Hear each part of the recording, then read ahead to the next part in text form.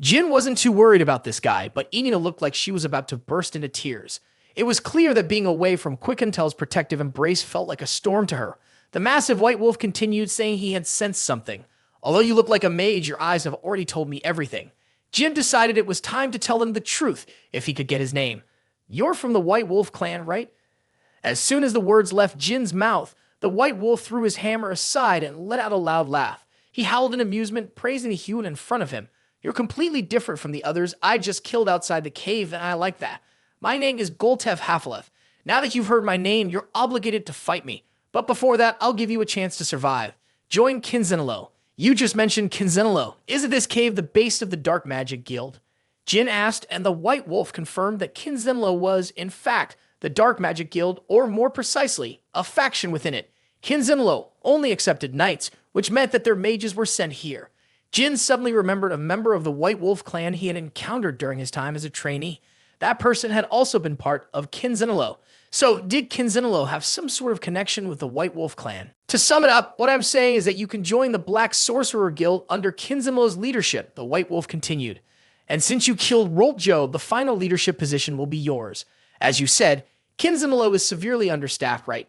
Are you really just going to hand over a command position that easily? If you're planning to overthrow the world, doesn't that mean you'll always be short on people? Upon hearing this, Jin gave a strange smile. The position you're offering me. Sorry, but I'm not used to working under people weaker than me.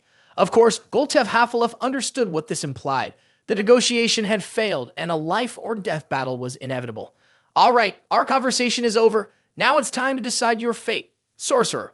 With a heavy hammer in his hand, Goltef began striking Jin's mana shield with powerful blows. Meanwhile, Miss Yona didn't just stand there waiting to be attacked. She cast a fire spell to strike the werewolf, but it clearly failed. He easily caught the magic and shattered it without breaking a sweat. Yona wasn't about to give up on fire magic. In the next instant, she aimed her staff at Goltef again, and this time, it seemed to get under his skin. His eyes blazed with anger as he cursed the weak human girl who was making a fool of herself. To me, your abilities are as pathetic as your disguise skills. I'm not interested in you right now, so stay out of my way. I'll deal with you later. With that, he turned back to Jin. Step out from behind that shield and prove yourself human. Before he could even finish his sentence, his eyes widened in shock at the sight before him. He could know one exactly, but Jin was already holding a sword in his hand, and at the same time, blood was pouring from Goltef's body. A sword. Now he's surprised because he thought the other person was a mage. The thing in his hand should have been a staff, not a sword.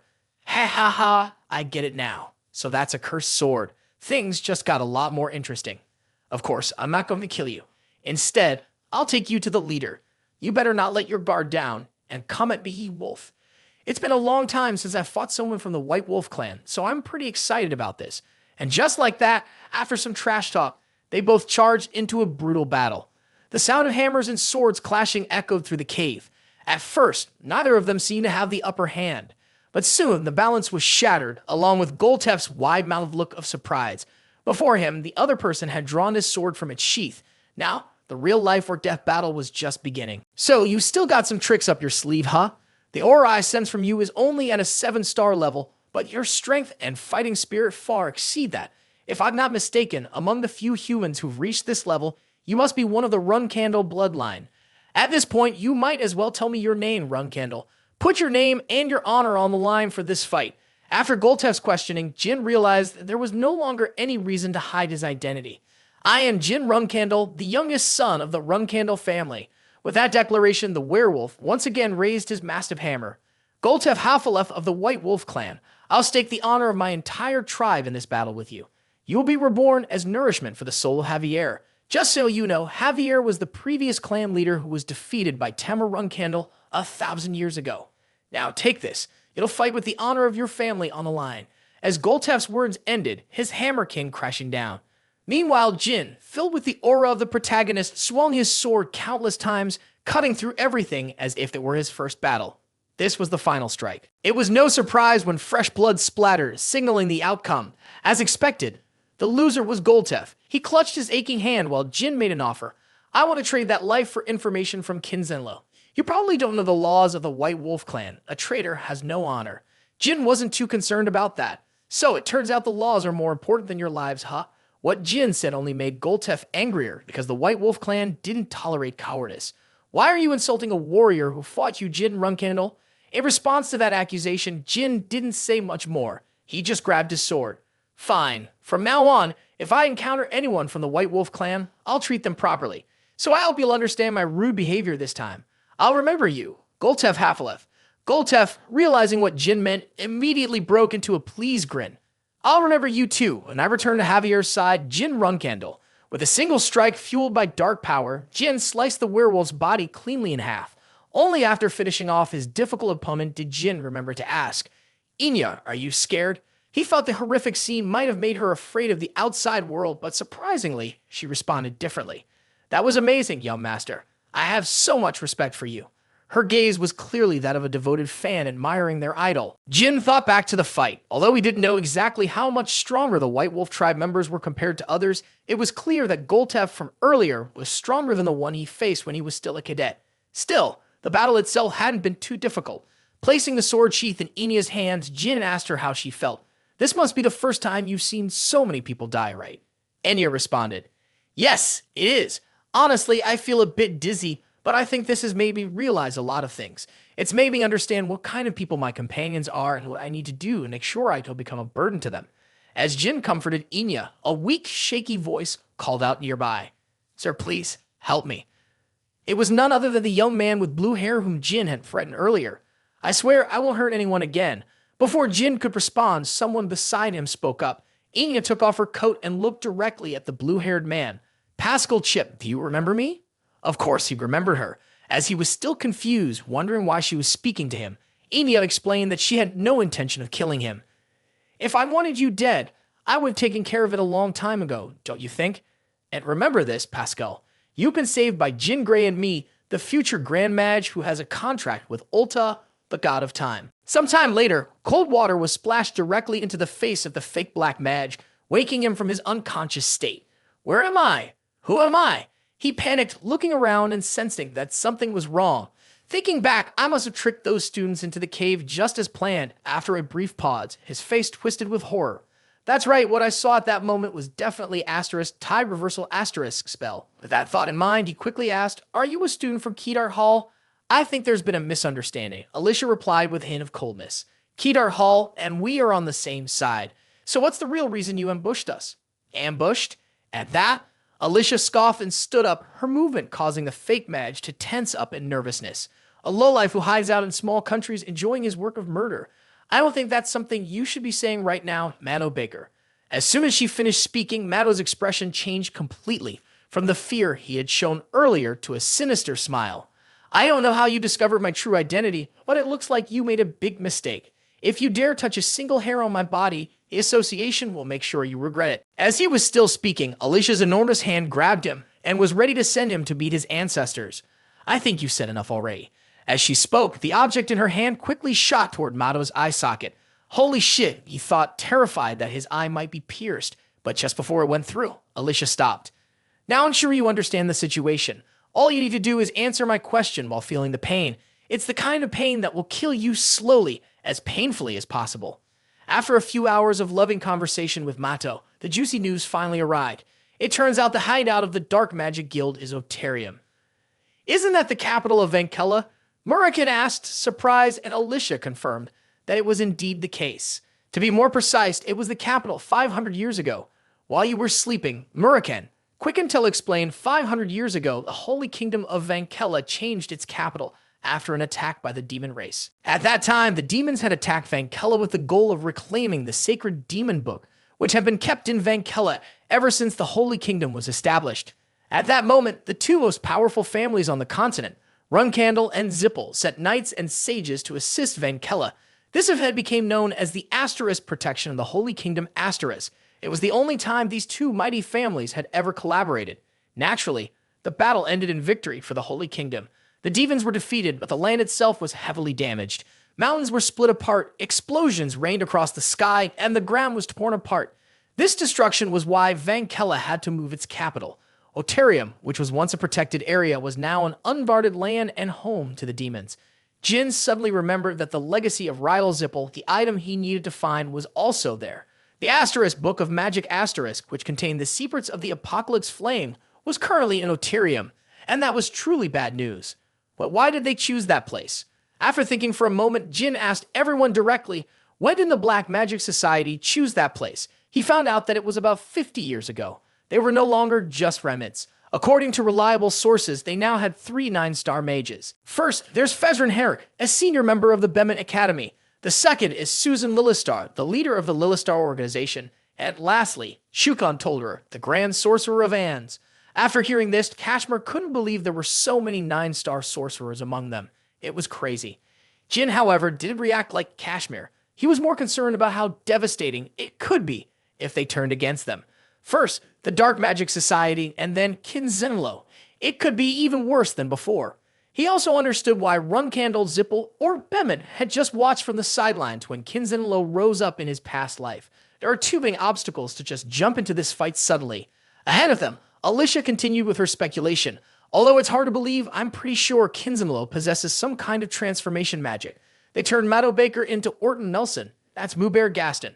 As soon as Jin heard that, the name instantly came to his mind. Kashmir also seemed to recall something, suspecting this person had ties to Bishkal Ibriano, the person you asked me to investigate before, young Master Jin. Murakin seemed confused and asked, what you're talking about is transformation, not camouflage, right? He can change himself, but he could help others do it. Quick Intel was the same. This was the first time she'd heard about humans being able to transform. Until now, it had always been considered a privilege of the dragons. Well, I don't think Maddo Baker knows the specific details, Alicia explained. He said that when he passed out and woke up, his body had already changed. Jin also told them about the 2 imposters from when he was a cadet. Back then, they claimed to be from the Zippel family and disguised themselves as bodyguards escorting him. Anyway, I think we need to meet the fat guy, Mubair Gaston, Jin said, standing up and making his point clear. I'll call someone to help, but we go meet him, so you don't have to worry about it, Jin added. Also, Lord Kashmir, please assist me in investigating the relationship between the White Wolf tribe and Kinzenlo. A week later, at the Heron family estate, the patriarch of the Heron family was being briefed on the recent purge of the Black Magic Association. Some things had happened in the south during the purge, resulting in the deaths of about 20 students, including 2 6-star mages and 1 7-star mage. Ron Heron was puzzled when he heard this. So, does that mean the plan has failed? He received an answer of no. According to a surviving student, 2 people who called themselves Jin Gray and Austin Gray had defeated the Dark Mages. The student explained that the older brother, Jin Gray, used magic, while the younger brother, Austin Gray, was a swordsman. So, is that why you came here? In response to the patriarch's question, Raz quickly opened a box. He explained that what was inside was the weapon of someone from the White Wolf tribe. The cut had clearly been made by a skilled swordsman, and when I looked at it, only one person came to mind. Young Master Gan Heron. Upon hearing this, Gant burst into laughter as if he'd heard a joke, puzzled by Raz's confusion. Ron quickly explained that while his grandson was highly talented and skilled, he hadn't yet reached this level. He can't make a cut like this yet. If I'm not mistaken, the person who made this must be at least an 8-star swordsman, right? Tanta chimed in, agreeing with his grandfather that he wasn't at that level yet. I'm sorry, but it seems like you came here for nothing. Raz didn't ask any more questions and politely excused himself to leave. Jin, have you reached that level already? Looks like I have something to discuss with Viradin after all. Outside, Raz was still thinking about Austin Gray. According to the description from a surviving trainee, he had a raspy voice and a small frame and looked to be around 10 to 12 years old. With his genius swordsmanship, able to split a White Wolf clan's axe in half, only one person matched this description. Dave Heron, he's hiding his true abilities. With that firm conviction, Raz ordered his subordinates to keep a close watch on Heron's young master whenever he went out. As for Raz himself, he casually commented, this person is definitely overthinking this. Who else could it be? October 30, 1796, at a teleportation gate belonging to the Empire, Jin stood outside, waiting for his turn as the train was about to depart. A strange red-haired girl approached him, wanting to sit near him. Jin didn't pay much attention. He was preoccupied with plans to meet Mubair Gaston, who was supposedly attending a seminar somewhere in the kingdom of Kirano. It was a good opportunity since he had never had a real reason to meet him before. However, Jin probably didn't notice that the girl across from him was watching him closely, likely plotting something. A few minutes later, Jin found himself in front of Mubair Gaston's workshop. I also heard that Jin had purposely arrived late, needing to stop by other workshops to avoid arousing suspicion from Kinzenlo. According to other workshop owners, Gaston was the best among the talented sculptors. He wasn't just skilled with his hands, but also held the title of shapeshifting mage. But this sculptor genius is so strange. The moment Jin walked in, the first thing that caught his eye was a muscular six-pack statue of Boo Bear, which made him wonder if he should just destroy the place right then and there. But setting that aside, Jin started banging on the door. Maybe it was partly because he was still angry from earlier, so he ended up hitting the door harder than intended, forcing Boo Bear to greet him with an annoyed attitude. Who the hell dared to mess with my house? However, his tone quickly shifted when he saw who his visitor was. You're Jin Runcandel? He gasped in surprise, and Jin politely greeted him back. Hello, sir. But with all the saliva flying around, this wasn't going too well. After a few seconds of looking dazed, Boo Bear snapped back to reality and asked, How did you even get here? Jin answered that he had come as a guest. Damn it, I don't entertain people like you. Seeing Boo Bear's hostile attitude, Jin calmly replied, Didn't I save you once? Is this how you treat someone who saved your life? Because if my siblings had heard the nonsense you were spitting out at that party, you would have been hearing the noise. Bishkal inside called out, What's going on out there? The response came just a second later. Jin ignored the unconscious fat man on the ground and strode inside.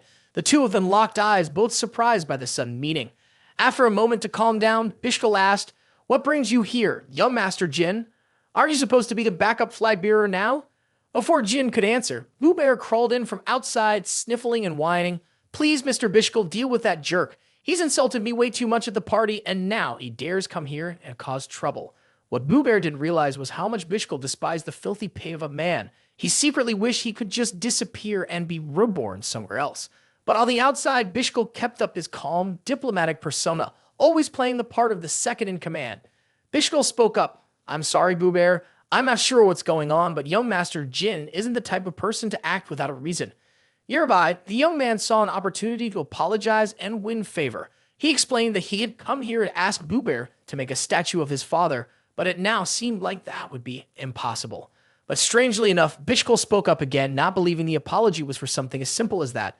You're very different from the young Master Jin I know. You must have another reason for being here. Along with the question from the other person, Jin could only curse under his breath.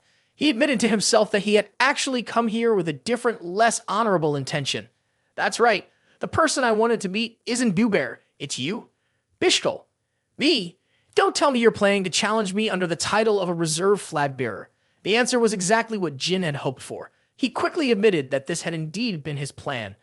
Though it's a bit embarrassing, I can't visit the Ibriano family without an invitation in my current position. So I came to see Boo Bear, who's staying with you right now. Before Jin could finish speaking, Bishkal bluntly rejected him. I came here to rest and there will be no duel. You're being very rude, young Master Jin. As those words were spoken, a sharp sword intent sliced through the air right in front of Jin's face. If you can't even react to a surprise attack like that, how could you possibly face me? Bishkal seemed disappointed and turned to walk inside. Well, it's true that Jin hadn't reacted to the attack, but that was on purpose. He almost counterattacked right there. Jin walked away, leaving Boo Bear to seize the opportunity and shout insults at him. He even had the nerve to bring up the Runcandel name to mock Jin. Jin Runcandel, do you think just because you're from the Runcandel family, you can have everything? If you keep acting so arrogantly, you'll be dead before you ever become a flag bearer. As Bishkal called out for Jin to stop, Jin's sword was already resting on the thick neck of the overweight Boo Bear. Mr. Bishkal, I admit that I can be rude and arrogant, but anyone who dares to insult the name Runcandel is another matter. Would you just stand by and let someone insult the name Ibriano right in front of you? If that's the case, then I have no choice but to stop you, young Master Jin. Before making a move, Bishkal warned Jin that this could easily cost him his life, but Jin remained firm in his resolve. Even if it means my death, I will protect the name Runcandel.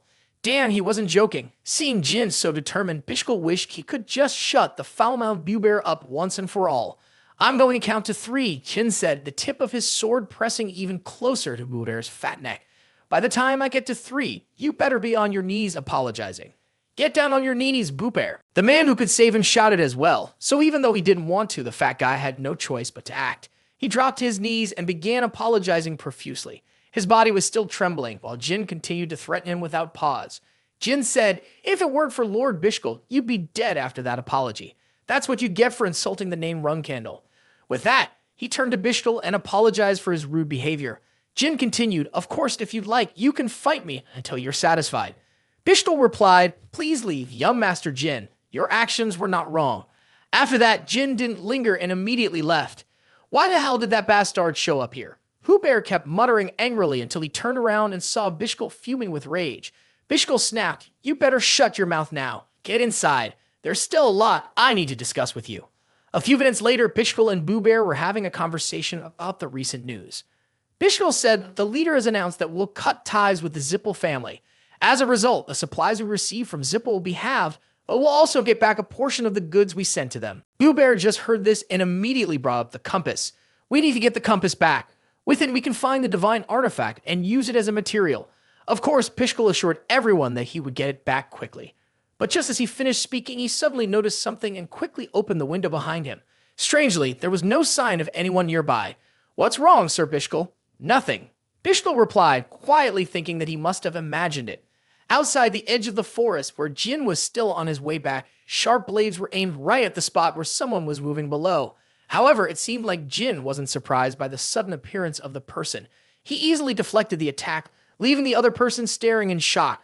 Even though there's no one around in this forest, you didn't have to go and make a scene like that, right? Looks like everything went smoothly with your request. "Ha, Yona?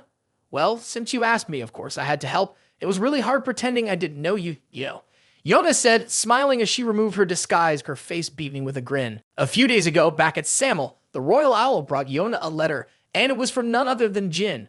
Receiving a letter from her younger brother made Yona visibly happy, not just because her little brother reached out to her first, but also because of what was inside. Was she going to be able to leave for a few days? With Jin's request, of course, it was something Yona would have to handle personally. However, the royal owl seemed worried. This little one keeps blabbering nonsense. If she keeps it up, Lord Chiron will end up killing Jin, and we need to make sure the kid doesn't get caught. As for the plan, it involved meeting with Boo Bear Gaston. Jin needed information on him and his associates, and no one was more suited than Yona. After all, she was the one who had overheard the conversation between Bishkul and Boo Bear. Yona also reported to Jin that the Kinsdenalo and Zippel alliance had been cancelled. This was crucial information that even the Runcandel family hadn't managed to uncover. With this, Jin now knew exactly what they were planning next. At that moment, Yona found herself thinking about that chubby guy, Boo Bear. "I think we're the same type of person," she mused. "Those two sisters probably want to deal with the fat guy too." Jin, surprised by this, asked, "What do you mean?" but got no clear answer in return. "I can't tell you right now. Little brother, doesn't everyone have their own secrets?" Yona hadn't finished speaking when Jin unleashed the power of darkness ahead of them. "Is this what you're hinting at?" She thought that once Jin's secret was out, Yona would feel comfortable sharing hers. But instead, deep inside her, Yona could hear the relentless call to kill. It was like a command demanding that she take down the person in front of her immediately. Jin noticed the way Yona was reacting to the dark energy. Her killing intent was overwhelming. Luckily, Yona managed to control herself in the end. She also offered a piece of advice. "You shouldn't use it in front of me again." But then she asked, "Why did you decide to tell me about it?" "I thought you wouldn't reveal any secrets until you officially became the flag bearer, and I didn't think I was someone you could trust or rely on," Jin replied. Yona didn't argue with that. "You're right," she said. "I was planning to hide it until I got those blue roses from you. They're what I hold on to during tough times, and our blue rose is supposed to represent trust. That's when I decided I wouldn't keep any more secrets from you." After hearing Jin's explanation, Yona felt embarrassed and worried, especially since just a few minutes ago she had almost attacked him. But Jin wasn't too concerned. He believed he would grow strong enough that Yona wouldn't be able to harm him. "So don't worry about it anymore," he reassured her. "That's a relief," she said. "Well then, how about we hang out together some more?" It's easy to say things, but Jin is actually pretty cautious. His father clearly told him to stay away from Yona and not take advantage of her. Meanwhile, on the Black Sea, Khan was reporting to the Patriarch about the recent situation with the flag bearers. He asked, "Has the youngest one been asking Yona for help or asking her to do anything lately?" "Sir, according to the report from the escort knights, no, he hasn't. Ever since the clan leader warned him, I don't think the young master would dare do that. He's not the type to be scared." Chira didn't think the youngest one was as simple as Khan made him sound. Even when both the owl and Luna had received threats from me, Khan pulled out another letter. "This is a letter from Kashmir, sir. According to what's written inside, the youngest one defeated Goltev Hafalef, a member of the White Wolf clan." Still, Chiron wasn't familiar with that name and asked Khan if he knew him. "Yes, sir, I've fought against their leader, Hafalef of the White Wolf clan. He's a very strong warrior, so I remember him well. My battle with him lasted 5 hours, and I consider Hafalef to be one of the most exceptional fighters in their tribe. That means the young master Jin's victory is very significant." In the letter, Kashmir also talks about the moment when young master Jin fought when Goltev's hammer was split in two. Young master shouted one word, "Cut!" I think that's his fighting style, but only Chira knows that it's not as simple as it seems. It perfectly matches what's described in ancient texts, spells, swordsmanship, and dark energy. Thousands of years have passed since that technique was last used. It was a skill originally wielded by the first patriarch of the Runcandel family, Lord Tamar. With all that in mind, I really wonder if the youngest could surpass my level. I truly want to face it in battle. Well, if Jin heard that, he'd probably be pretty freaked out. In Tikkun, the capital of Kashmir, Kashmir himself was shocked to learn that Kinzinlo and Zippel had broken their alliance. But why did they do that? Could it have something to do with the demon stone that Andrew Zippel destroyed? Jin suspects that's the case. He even mentioned that the one who created it was none other than Buber Gaston. He used the corpse of a god, remnants of an ancient civilization, and his special sculpting skills. He created dangerous entities and artifacts. That must be the core of Kinzinlo. While everyone was discussing noisily in one corner, Murakin was wondering if the corpse of a god referred to the blood and tears of Numberus. Hey kid, it seems there's something I haven't told you yet. Do you remember the time I helped your classmates during the Cadent mission in the Duchy of Carano? Back then, a tomb guardian that looked like it came from 2,000 years ago appeared. I quietly defeated it, but to this day, I still don't understand why it showed up there. Now I'm guessing that thing was created by Muber Gaston. Quick intel after hearing everyone probably thinks Muber is somehow connected to the god of sculpture. Well, god of sculpture, well, I've never heard of that name before. Of course not. That's because that god has vanished from history. Continuing, Murakin explained that Lel was a god who made a huge contribution to creating the Genesis Stone. After the Genesis Stone was destroyed, Lel reassessed his divine status and became a regular human. To protect the place where the dead gods resided, Lel created the Stone People, known as the Tomb Guardians. Murakin also added that it was the dragons who destroyed all the Stone People. Are you saying Buber Gaston made a pact with a dead god? That's definitely possible, because besides, well, there's no other explanation that makes sense. That's not all. Jin suddenly spoke up and revealed that in addition to what had already been mentioned, Buber had created something else. It was capable of locating people who had made pacts. What do you mean by that? Someone asked. Until the person who made the pact uses their power, no one can know who they are. Alicia was immediately alarmed. She realized that this must be why they were able to find Julia. Exactly, Jin confirmed. They call it a compass. Of course, it's not perfect, which is why they captured Ligtree, who was under the protection of the god of time. Once they catch someone who's made a pact, they make them use demon stones. In short, that's why we have to get the compass at all costs. Jin explained that in June of next year, Zippel would return the compass to Kinzinlo, and that would be our chance to get it, no matter what. After telling everyone the exact time Zippel would hand the compass back to Kinzinlo, Jin immediately turned to Alicia and suggested that she take Julia and Enya to the safe house. Of course, before Zippel returns the compass, they'll try to find as many pact makers as they can. We need to make sure we get those people to a truly safe place. Kashmir agreed with Jin's assessment. In Tekken, this isn't a place strong enough to stand against Zippel's power. That's right. We need to move the contract signers before the compass points here. Quick Intel said, while Jin mentioned he would contact the guild master about the security measures. In addition, they agreed to meet in the kingdom of Balado next May. After that, they would head to the pirate lands to finalize the real deal. So where are you going next, young Master Jin? Kashmir asked, but Murak had answered before Jin had a chance to speak. There's a place this kid needs to go, and another place even safer than the Lightning Clan, a place that could be considered the safest of all. A few hours before this meeting, Muraken had told Jin, go to the underworld. I was planning to send you there anyway, but now seems like the perfect time. At Jin's surprised look, Yili also asked Muraken, are the people from the underworld? You were talking about the legends who suppressed the monsters? I heard they disappeared 6 months ago. Then how can I go to a place that's disappeared? Jin wondered, did it really exist? In response, Muraken simply said he didn't know for sure. It exists somewhere within the Mitra Desert, the land of monsters. No one can step foot there, except those who are Millennium contract signers. Not even the gods can enter. To put it simply, because you're the one who signed the contract with Solderit. A long time ago, the dark gods Solderit and the inhabitants of the underworld made a pact. This land was set aside for the magic swordsman of the Runcandel family. If you want to become a true magic swordsman, you have to go there. It's located on the southern border, near the kingdom of Jin, a place full of monsters. It's also where Jin carried out his first mission as a cadet. To reach the Mitra Desert, he has to cross this mountain range. Of course, going straight through would be risky and lead to many unwanted problems. Just like last time, they needed to find a different way. The creatures Jin is talking about are known for their famously gentle nature, and they have a unique ability to avoid predators.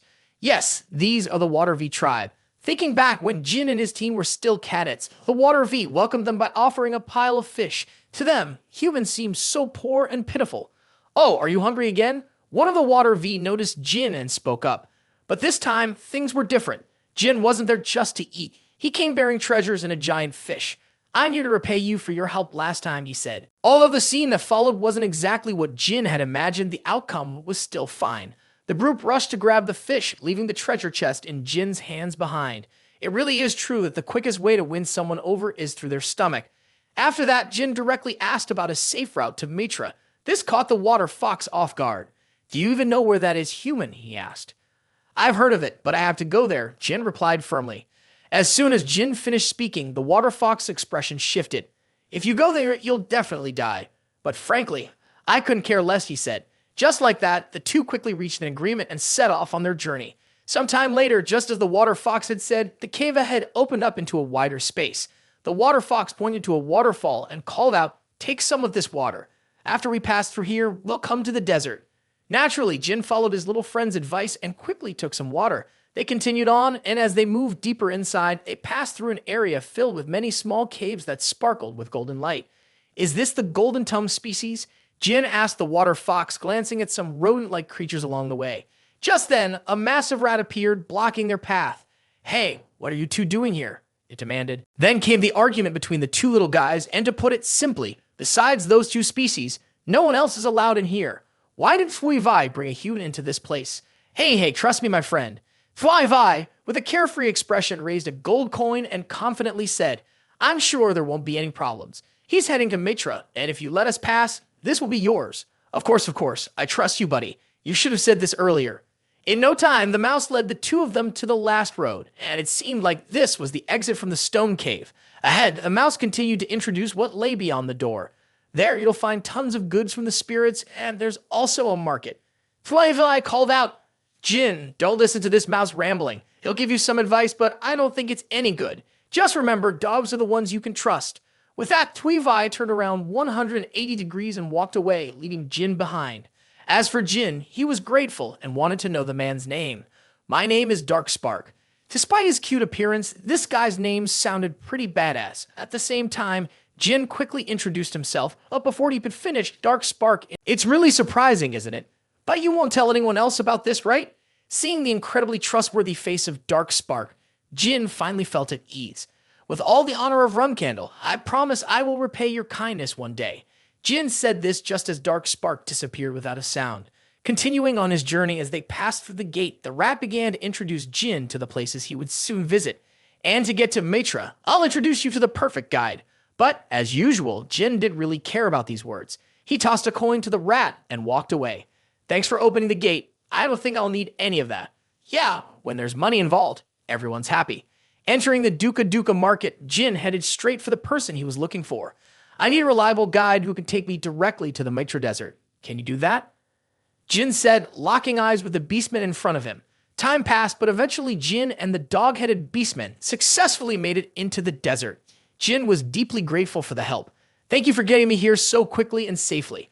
After that parting, Jin continued on his journey. There was still a long way to go before he could reach the hidden world below, where the masters of the dark sword were passed down. If he were to die here, no one would ever be able to find him. Mitra Desert. This is a desert located in the central region, a place inhabited by monsters. Legends say that hidden somewhere in this underground world are vast amounts of gold, silver, resources, and even entire civilizations that humanity knows nothing about. It's also a place that explorers dream of reaching, but even the local animals can't find the way to this hidden world. Crossing the Mitra Desert is like committing suicide. The furthest point in this land is so remote that no one can help. No one has survived trying to cross Mitra. Yet, right now, the master of the dark sword is here. The one who wields the dark sword named Nungwen. 5,000 years ago, they created a legend by maintaining peace between the monstrous creatures during their peak era, but then they disappeared overnight. Why? That's right, they were arrogant. They didn't believe in the power of the gods, and thus made the fatal mistake of challenging these mighty beings. Muraken then asked again, "So Jin, you've seen the power of the devil's stone, right? Technically, it wasn't the actual stone's power, it was just a simulated version. The true power of the original stone was created by collecting the strength of the gods. It was so powerful that it could wipe out legends in a single day." As Jin looked on in surprise, Muraken continued explaining, as far as I know. Not all of the gods turned their backs on them. One of the gods actually showed some mercy. Is that Lord Solderit? Jin asked. Yes, exactly, my little daughter-in-law, Murakan replied. You're incredibly smart, you know that? Murakan snuggled up to Gilly and continued. He glanced over at Jin, explaining that it was Lord Solderit who saved a small part of the Mengwang people and then made a pact with them. All the exact terms of the pact were clear. Jin couldn't learn the dark sword techniques from anyone else. Of course, Tamar was also taught swordsmanship by them. Tamar Runcandel. Although he was the head of the Runcandel family, most records about him have disappeared, with only a few surviving until today. The reason for this was none other than the Zippel family of mages. They were the masterminds behind erasing all records of Tamar, the founder of Runcandel, and its greatest hero. But even Tamar's body wasn't placed in the sword garden. However, if you go to the land of the Manhwa, you can still hear the story of the first patriarch. That's exactly what Murakan had told Jin. As of now, it has been a full day since Jin stepped into the desert. The second day quickly passed, with the sharp contrast between the scorching heat of the day and the freezing cold of the night. He could feel the burning heat of Mitra flowing through his body. Even with Runcandel's body, this was no easy challenge. Compared to fighting a formidable opponent, this was far more difficult. It took endless courage just to push through Mitra's relentless grip. In a place where it was just him and nature, Jin was fighting against himself. A month had passed since his first step into the desert since December 1st, 1790. It had been quite a while since he had run out of water and food, and Jin could clearly feel what people called death. It was closing in fast, and even his footsteps were disappearing in the sand, making it impossible to turn back. He had to endure this along with an ever-growing sense of despair. But just when it seemed like everything was over, they finally appeared. They had found him at last. Two figures spoke, their voices echoing in Jin's astonished gaze. Did you know? We have no idea when we'll get to see you again. Honestly, being stuck at home is really boring. Of course, the two talking here are Daytona and Haytona. It's been a while since we last saw each other, little sibling. Then, as quick as a flash, both of them charged toward Jin. Show me how much your skills have improved. The two swords clashed as Jin barely managed to defend himself. It was incredibly hard to block the heavy sword of his opponent. But was this just an illusion? Before Jin could even process, the second brother's sword was already racing toward him with overwhelming speed. Fortunately, Jin managed to jerk his head to the side just in time to dodge the strike. He could feel that, had he not moved, his head would have definitely been sliced off. Ha, we've been waiting for you to wear yourself out. At that moment, Jin knew for sure this wasn't just some illusion. Either they were real, or it was some really convincing trick. Do you really want to do this? Jin yelled, quickly taking off running, catching the twins by surprise. Naturally, they chased after him without hesitation. We've wanted to do this for a long time, little sibling. Haytona's sword was already right behind Jin, closing the gap fast. They were so fast, Jin could hardly keep up. Still, he managed to block her blade just in time. I'm right here, kid. Daytona suddenly appeared right behind him, but again, he managed to block the attack. Jin knocked Haytona's sword away and spun around, swinging his own sword back at Daytona. Jin could see the twins' coordination was flawless. They covered for each other's weaknesses in every move, but to me, that was all they had.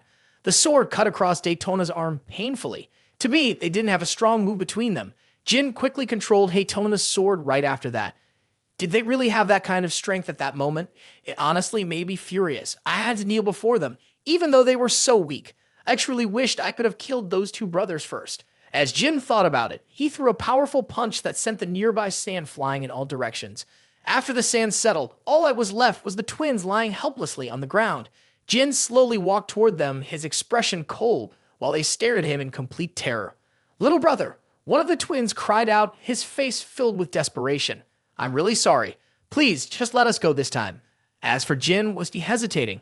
It was the moment when the twins had rushed over after hearing that their father had called for the youngest. Are you okay? One of them asked. I heard that Dad has forgiven you now, right? Perhaps I hoped that my relationship with them would be different from the past life, but I had to sever ties with them.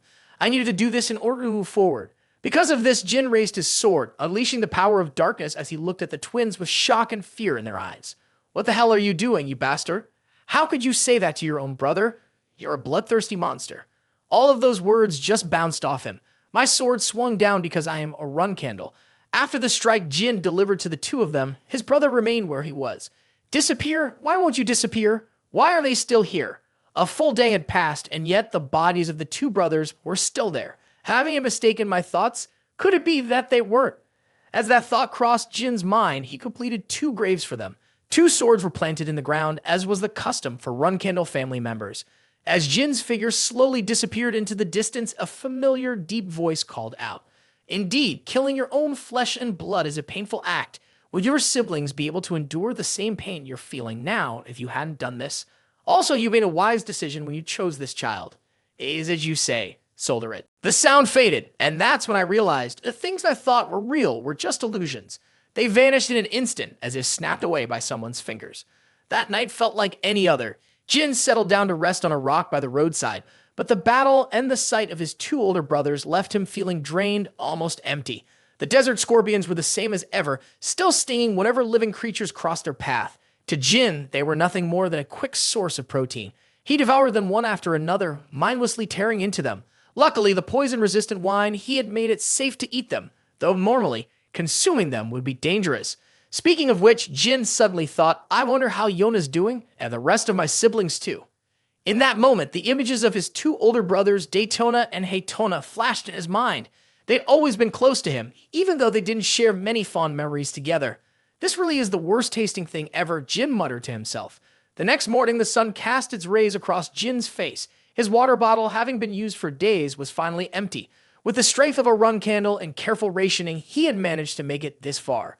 All Jin could see before him was the endless yellow of the desert. Nothing more, nothing less. On December 11, 1796, Jin Runcandel wondered how long it had been. He honestly didn't know. He just kept walking, moving forward, but what else could he do? He couldn't even remember why he was here in the first place. Eventually, when his body could go no further, he collapsed to his knees, overwhelmed by helplessness. Had he come here just to kill his own brothers? Was this how everything was meant to end? In that moment, when it seemed like he might give up, a figure appeared. The person walked toward Jin and handed him a water bottle. But contrary to what most might expect, Jin didn't take it. Instead, he grabbed the man's hand and pressed a knife to his throat. "Who are you?" Jin's pale lips asked, his voice sharp. "You greeted me with a knife the first time we met, and it looks like you haven't changed at all." A voice so familiar made Jin snap back to reality. This voice, the figure in front of him, removed his cloak. "Of course, your skills back then couldn't compare to what they are now, right?" The man speaking was none other than Valeria Hister, Jin's master, who had taught him magic in his past life. "Hello, my beloved disciple." Valeria Hister. She is the only heir of the Hister magical family, a 7-star mage, and Jin's master in his previous life. She was also the first, and perhaps the only one, to tell Jin that the most foolish member of the Runcandel family had talent. She is the reason Jin kept going, his savior and a reliable companion. The first time I met my master was when I was wandering aimlessly after being expelled from my family. That's all that happened in my previous life. But in this life, clearly, I've never met her. How could those words, so many questions, rushed through Jin's mind, but he quickly pulled himself back to reality. Looking around, he wondered, when did I get here, Could this be an illusion? Jin quickly shut his eyes tight, telling himself this wasn't real. Upon reflection, his master's appearance now was exactly the same as the last time he saw her in his previous life. She was 2 years younger than him, so this was impossible. It didn't make any sense. "Valeria, master," Jin said softly after a moment of thought. "You think I'm the second illusion you've seen, don't you?" she responded. Valeria Hister didn't deny it. In fact, she confirmed it. "Maybe you're right. Now drink," she said, continuing to hold out the water pouch toward Jin. "No, master. If I want to drink this, I'll need to fight someone first." Before Jin could say anything else, Valeria tossed a water pouch towards him. "That's right. But do you really plan to fight me in your current condition? 1 blow from me would be enough to kill you," she said. "Why does it have to be you? Why not someone else? Is there really no other choice?" Jin asked, feeling desperate. "You should know better than anyone," Valeria replied. "You've grown stronger since you were reborn. Your willpower is even stronger than mine. So drink up. You need to be ready to fight me." After hearing that, Jin didn't argue anymore. He began to open the water pouch while questioning what he meant to her. "I'm your only disciple," Valeria said. "I hope you won't disappoint me." Jin hesitated, then asked, "If you're truly my master, would you say something like that?" "No." Jin quickly answered his own question. If she were really his master, she would care for him even more than this. She might even kiss his forehead. He drank the water, reflecting on how uncomfortable that thought made him feel. It was almost as if he was hearing his own voice saying it. "Enough of the questions," Valeria said. "Defeat me and move forward. You can use anything, sword, magic, or even dark energy. Actually, there's no need to search for it." Jin plunged his sword into the ground right in front of Valeria's astonished gaze. You become more arrogant since the last time we met, but that will only make you regret it. You'll regret it even more if you use that sword to defeat me. After all, I'm the one who taught you all your magic, and I'll continue to be that person. In response to her students' display of magic, Valeria summoned her own lightning magic. I admire your boldness, but you'd better be prepared. Of course, Jin knew exactly how devastating this attack could be. The moment countless bolts of lightning began to strike, he quickly moved to another position. But was it really going to be that easy? Behind him, a lightning spear was rapidly forming with Valeria's magic, relentlessly following Jin's every move. Is that a lightning spear? Jin thought. If so, she's seriously trying to kill me right now. As soon as he had the thought, he raised a dark magic barrier. He had fought with his master hundreds of times before, but he had never won. Even so, there had never been a time when she had truly tried to kill him. But this time was completely different. You're pretty good at dodging attacks. Ahead of him, Valeria had already formed 5 lightning spears. Jin knew that each of these spears contained the power of a 7-star mage. However, with the amount of mana his master currently had, she wouldn't be able to keep this up for long. Looking into his eyes, it seemed that finally he was starting to take things seriously. Was he analyzing how much mana I have left? Valeria, as if reading Jin's mind, confirmed that this was his last chance. If he didn't pick up his sword now, he would truly die. Whether he survived or not would only be clear once this battle ended. Master, Jin said, as he cast a spell that Valeria immediately recognized as tide reversal. It looks like you found a new master, she remarked. You once said I was your only master, but is this really all you can do? There was no explanation to give in response. No matter what he said, it wouldn't change the fact that the spell he was casting wasn't his own. His master was probably trying to distract him with those words. That was just the kind of person she was. Once she had made up her mind to kill someone, she wouldn't hesitate to use any trick to throw them off. Jin glanced at his hand again, his mind racing. With his current tide reversal technique in its explosive form, there was no way he could even absorb enough mana from one of those thunder spears.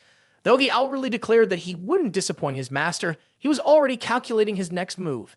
The only option was to go for a heavenly tide reversal, but he would need to buy more time, no matter what. I'm really looking forward to it, his master's voice echoed. The moment the words left her mouth, thunder spears were already flying at Jin. He needed 3 minutes to complete the heavenly tide reversal, but that was incredibly difficult. His master was always a few steps ahead. Still, he was her disciple. Jin knew exactly when her next attack would come. Just as he predicted, Valeria unleashed her second attack, her thoughts moving in sync with her actions. But what surprised him was how the magic circle could stretch all the way out here. The fiery chains had successfully trapped him in place. But something was off. There was no way she had enough mana to cast such a large magic circle and maintain all 5 spears at the same time. A sudden realization hit him, and he shouted as if he had figured it out. Of course, out of those 5 spears, only one of them is actually holding power. A green flame quickly enveloped his body, and Valeria's eyes widened in surprise. Oh, it's Tess, she muttered under her breath.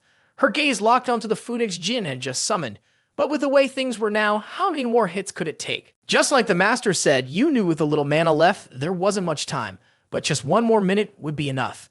At that moment, Tessa's green flame fought fiercely against Valeria's magic.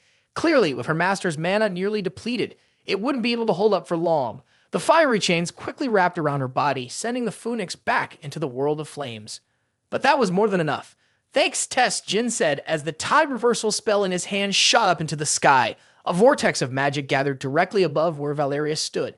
Slightly injured by the attack, Valeria looked down on him, still quite confident. You must know that tide reversal mana only works on those who can't properly control the magic inside their bodies. So what exactly are you hiding, disciple? She sneered. I'm not hiding anything, Jin replied quickly, adding, I've already lost. There's nothing more I can do. Don't you know that even now, I'm using a massive amount of mana? There's no way I could combine multiple spells with tide reversal. What you're saying is true, and almost no one could do it. Valeria responded, but with a knowing smile. But you better not get too cocky. I'm sure you still got some tricks up your sleeve. Despite that, Jin's steps remained slow but steady as he continued to move forward. Do you know that I've never lied to you about anything? Stop right there. Valeria shouted, warning him that if he took another step, he would face her full force attack. Master, I just want to see you one last time. Jin was determined to move forward, ignoring her words. Of course, what Valeria had said earlier was no empty threat. Fire dragons created from magic repeatedly lunged toward Jin, but he managed to dodge them for now. What no one might know is that the tide reversal sphere above them was actually just a tool to find the real spear. At the moment when the 5 fire dragons representing the 5 spears came charging at him, Jin suddenly sprang to his feet. Now in his eyes, his goal was clear. The position of the spear, the very spot where Valeria's magic was focused. In his hand was a dark-bladed sword glowing with dark energy. With all of his remaining strength, he quickly hurled the blade directly toward Valeria, catching her off guard. The reason I said I wouldn't use Bradament, Jin said, his voice steady, it's all because of this final attack. I learned how to trick my opponent and catch them off guard at any cost. This is what I want to show you the way I can express my respect for you, Master, Jin said. After that final strike, all that remained was the desert sand scattered across the ground. With her last breaths, Valeria spoke, I wonder if this is why you didn't use your sword from the very beginning. From the start, you must have already planned how to defeat me. In response, Jin didn't deny it, because I understand you very well. You've surprised me. You've grown so much stronger, and that makes me proud. My dear disciple. With her final words, Valeria Hister's body quickly dissolved into the sand. Only Jin remained. He remembered that moment, the moment when strength returned to his body. He realized then that everything had just been an illusion. In his past life, his master and magic were all he had. Back then, even holding his sword was impossible for him, the failed son of the Runcandel family. Of course, in that final strike, he had given everything he had. He had taken it seriously because Jin knew that if he didn't do that, he would never be able to defeat his master. That was why the pain overwhelming his body now made sense. He had killed his master with his own hands, the only teacher he had ever known and his only friend. Night quickly fell over the Matra Desert, but tonight felt very different from any other night. Was this just another illusion like the ones before? While Jin was still questioning himself, a massive source of light suddenly appeared ahead, sending a wave of fear through his trembling body. Jin rushed to shield his eyes from the blinding light. Asterisk is that, my father. Asterisk, a fleeting thought crossed his mind, but it was quickly extinguished as he realized it wasn't his father. But if it wasn't him, then who was it? The overwhelming pressure radiating from the light made Jin feel as if death itself was just a breath away. At that moment, the mysterious man ahead seemed to be using just a fraction of his power. Streams of energy began to coil around Jin's body, making him realize one thing. If that man wanted it, he could kill him instantly. The man was incredibly powerful. That was all Jin could think in that moment. Under the weight of his power, Jin's body could no longer withstand it. Blood spilled from his mouth in torrents. It felt as though he were just a tiny creature standing before a god. Asterisk is, he forcing me to kneel before him, asterisk Jin looked toward the man and silently asked himself. Of course I wouldn't do that. If I came here just to do that, there would have been no reason for me to come in the first place. You're just a human like me. As I continued moving forward, I couldn't help but think about how Jin's steps never faltered, even though his body trembled and blood kept pouring from his mouth. All I needed to do was push forward and take him down. That's the goal I've been working toward all along. In front of me, the person below gave a slight smile, the corners of their mouth lifting. Oh, Tamar, did you just smile? Did you really just smile? A voice from inside the mirrored layer called out in disbelief. I swear I saw you smile. The figure stepped forward and reached out to touch what seemed like the intangible form of the other person, Tamar Runcandel, the first patriarch of the Runcandel family. That's really surprising. I haven't seen that smile in 1,000 years. You know how much I've longed to see it again. After speaking, she turned her attention back to the humans below. Well, why? Why would you smile at that child? Meanwhile, Jin kept walking, blood still dripping from his mouth as he muttered to himself, I'll cut him down. I'll definitely cut him down. Now it seems like I understand. Honestly, I also find that child fascinating. His willpower is truly remarkable. He was able to kill his closest brothers without hesitation. Even when he took down his only master, the one who raised him in his previous life, there was no pause or second thought in his actions. That kid's got potential. She turned to Tamar and advised him not to push it any further. But no sooner had she spoken than Tamar's sword plunged into the ground, releasing a terrifying force of darkness. A power that, of course, someone like Jin, who was just a temporary flag bearer, could never hope to withstand. He was quickly thrown back by the overwhelming pressure far from where Tamar stood. Tamar, what are you doing? Are you planning to kill him? The voice kept asking, but there was no reply. Several minutes passed before Tamar finally spoke, and his first words left everyone stunned. The test is over. At that moment, she suddenly turned to follow the direction Tamar was looking. Beyond the shield of darkness, there were footsteps at first, and then the entire figure. Jin Runcandel was slowly stepping through the dark barrier. So he really is like someone, isn't he? The child who made you smile. I'll keep watching to see how far he can go. As the person left, Tamar continued to wield the power of darkness, and this time it was even more powerful than before. Shadow swords, thousands of them, gathered above his head. With a flick of his finger, the sword shot forward, aiming straight for the target. Of course, that target was the person standing in front of them. Jin was taking hit after hit, countless swords piercing through his body, but that wasn't enough to stop him. He still managed to shout, resolute in his words, declaring that he would never back down. I will keep moving forward to bring you down. Even if it means I have to kill my own brothers and masters, no matter who it is, I will do it, because that is my will. The Bradamant sword was quickly aimed and swung towards the opponent, creating a massive explosion in the night sky. Take this. No matter how many times I swing my sword, it will always be one strike, because I am a Runcandel. Anything that stands in my way, I will destroy it. Tamar simply smiled lightly at the scene unfolding. The sword, infused with dark energy, was heading straight towards where Tamar was standing. However, Jin quickly realized something was off. Just before his sword could strike the figure, there was no one there anymore. Lord Tamar, Jin gritted his teeth, his face filled with rage. I came here to take you down. Then he looked up at the sky and screamed each word with intense fury. You're wrong. The voice that replied to him instantly snapped Jin back to his senses. Think carefully, the real reason you've come here. The real reason I came here. Raya came to meet Nongwang and to unlock the true power of the dark sword. But what was that sound just now? Could it have been another illusion? Jin looked into the distance, his mind racing with questions. He also recalled Muroken's final words before he left. When the third illusion ends, unleash the greatest amount of dark energy you can. That's when you'll be able to meet Nongwang. I really forgot about that. There are actually 3 illusions, not just one. I must have lost my focus while crossing the desert, and now, as the third illusion has vanished, Jin focused, gathering dark energy within his body. What he needed to do now was release all the energy inside him, and that would give him the chance to meet Nongwang. But time passed, and nothing happened. Could it all just be a myth? Could even Muroken not have known for sure? Jin quickly pushed the thought aside. He knew that a dragon who had lived for thousands of years, especially one so connected to darkness like Muroken, couldn't possibly be wrong. If that's the case, then maybe that voice I heard earlier wasn't an illusion. Without hesitation, Jin sprang to his feet. No way, I'm sure it was really here. Alongside Bradamant, Jin continued to wield the power of darkness. A swift slash of pure black sword energy cut through the air above him. At that moment, a new figure appeared suddenly, catching Jin off guard. Oh, just as expected from someone bound by a contract with Solderit. You passed the test. The man raised his thumb in approval, clearly amused by Jin. As for Jin, he couldn't believe this was the person he had been searching for. He remained on high alert, still unsure about this man.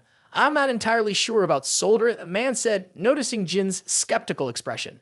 But we know about you after battling through illusions and meeting the set standards. Those were created by Solderit. To sum it up, you're quite impressive. Are you messing with me? The man's unserious attitude only made Jin angrier, and he began wildly swinging his sword. However, none of his strikes seemed to land. It was clear there was a massive skill gap between them. I like you, the man continued. You're really different from the people in my memories. He introduced himself as Tantel. I've been waiting here for thousands of years for this moment. Welcome, child of Solderit, to my world.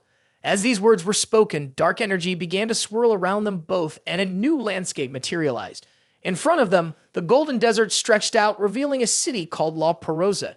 Tantel then proceeded to explain. Could this really be the land of Mumwang, like Muroken said? While Jin was still in shock, Tantel added, La Perosa is the place humans know as the City of Black Light. Here, take this. It's a gift for making it this far. But as soon as Jin drank from the bottle, he immediately started throwing up everything he just consumed.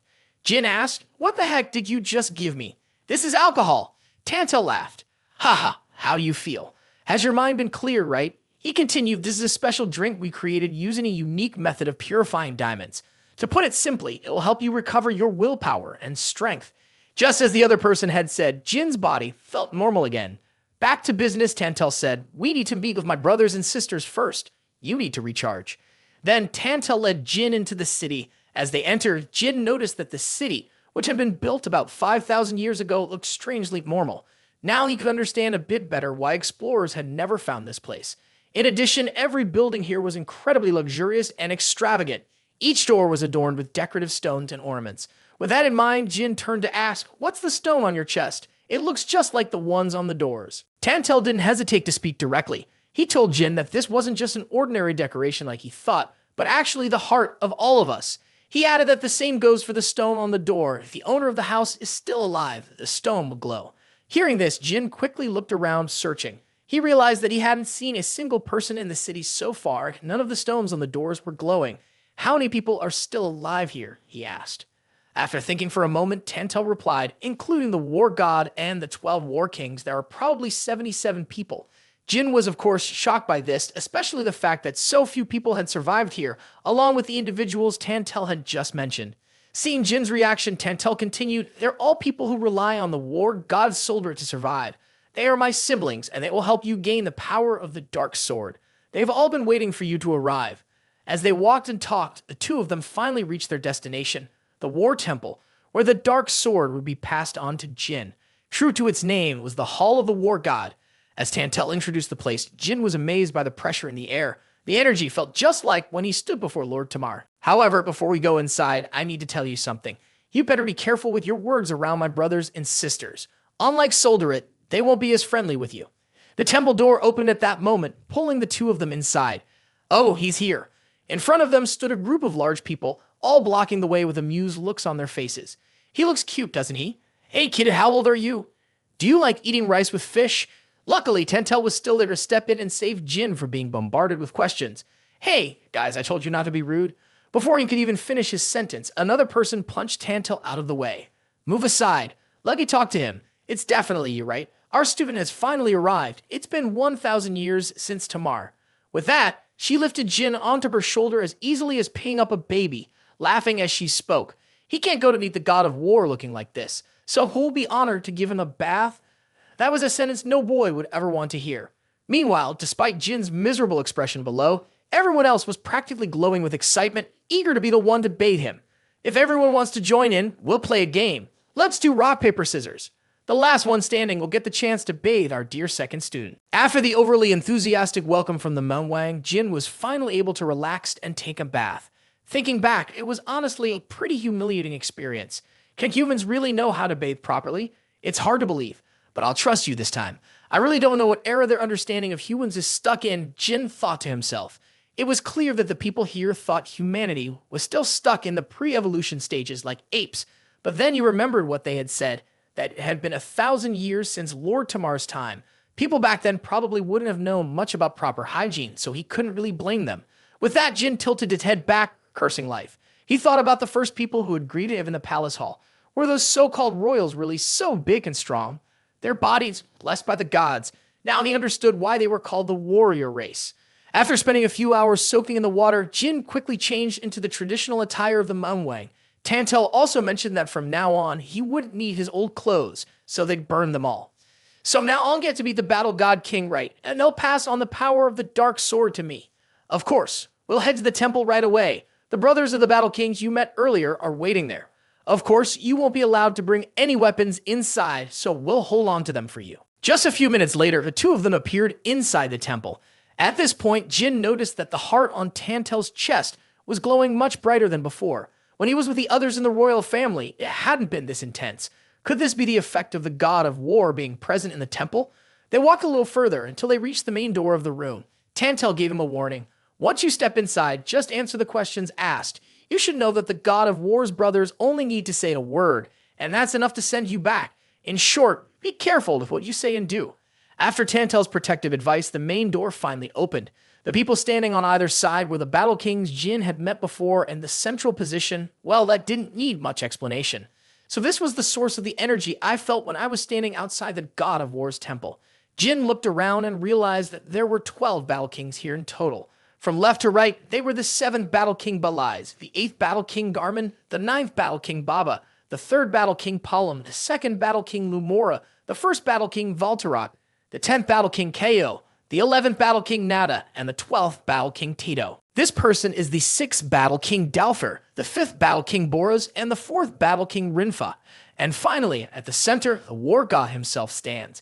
He seems a bit smaller than the other members of the royal family, but his presence completely overshadows the 12 battle kings standing below. Yes, this is the presence of the one who has inherited the power of the dark sword. At the same time, Jin's thoughts drifted, and suddenly, waves of dark power surged through his body. Above him, the war god seemed quite surprised. How strange, the war god mused. Even though his appearance is nothing like Tamar's, his energy is exactly the same as his. One of the battle kings below also noticed the similarity, though they wondered if this young man could truly become a warrior greater than Tamar. Haha, it's tough to find a warrior who can satisfy us like Tamar did. Should we not expect too much? The seventh Battle King Belais, who had been carrying Jin on his shoulders just moments earlier, didn't quite agree.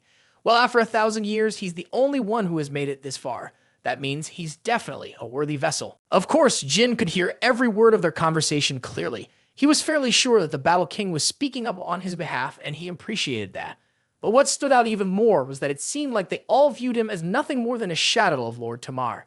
It was understandable, but Jin had no intention of letting himself be treated as a mere substitute. "Don't you all think you're focusing too much on my ancestors?" Jin said firmly, his voice cutting through the conversation, even though he had been warned earlier to stay quiet. "My name isn't Hare, it's Jin Runcandel." Naturally, his words didn't sit well with the Battle Kings. "Impudent little brat," one of them muttered, adding, "Unless one of the war gods asks you directly, your mouth shut." Enough, a voice from above rang out, followed by a wave of the hand that immediately silenced the Battle King. "That's right, you are Jin Runcandel. We've talked so much about the past that we've forgotten there's a new Hare here. My name is Van. We don't use formal titles like humans do, so just call me Van. But remember, you can't be considered one of us until the entire royal family recognizes you." Jin quickly nodded at those words, knowing that just by looking at their faces, it was clear they would never acknowledge him. What mattered more, though, was that those who had already shown their hostility were easy to deal with.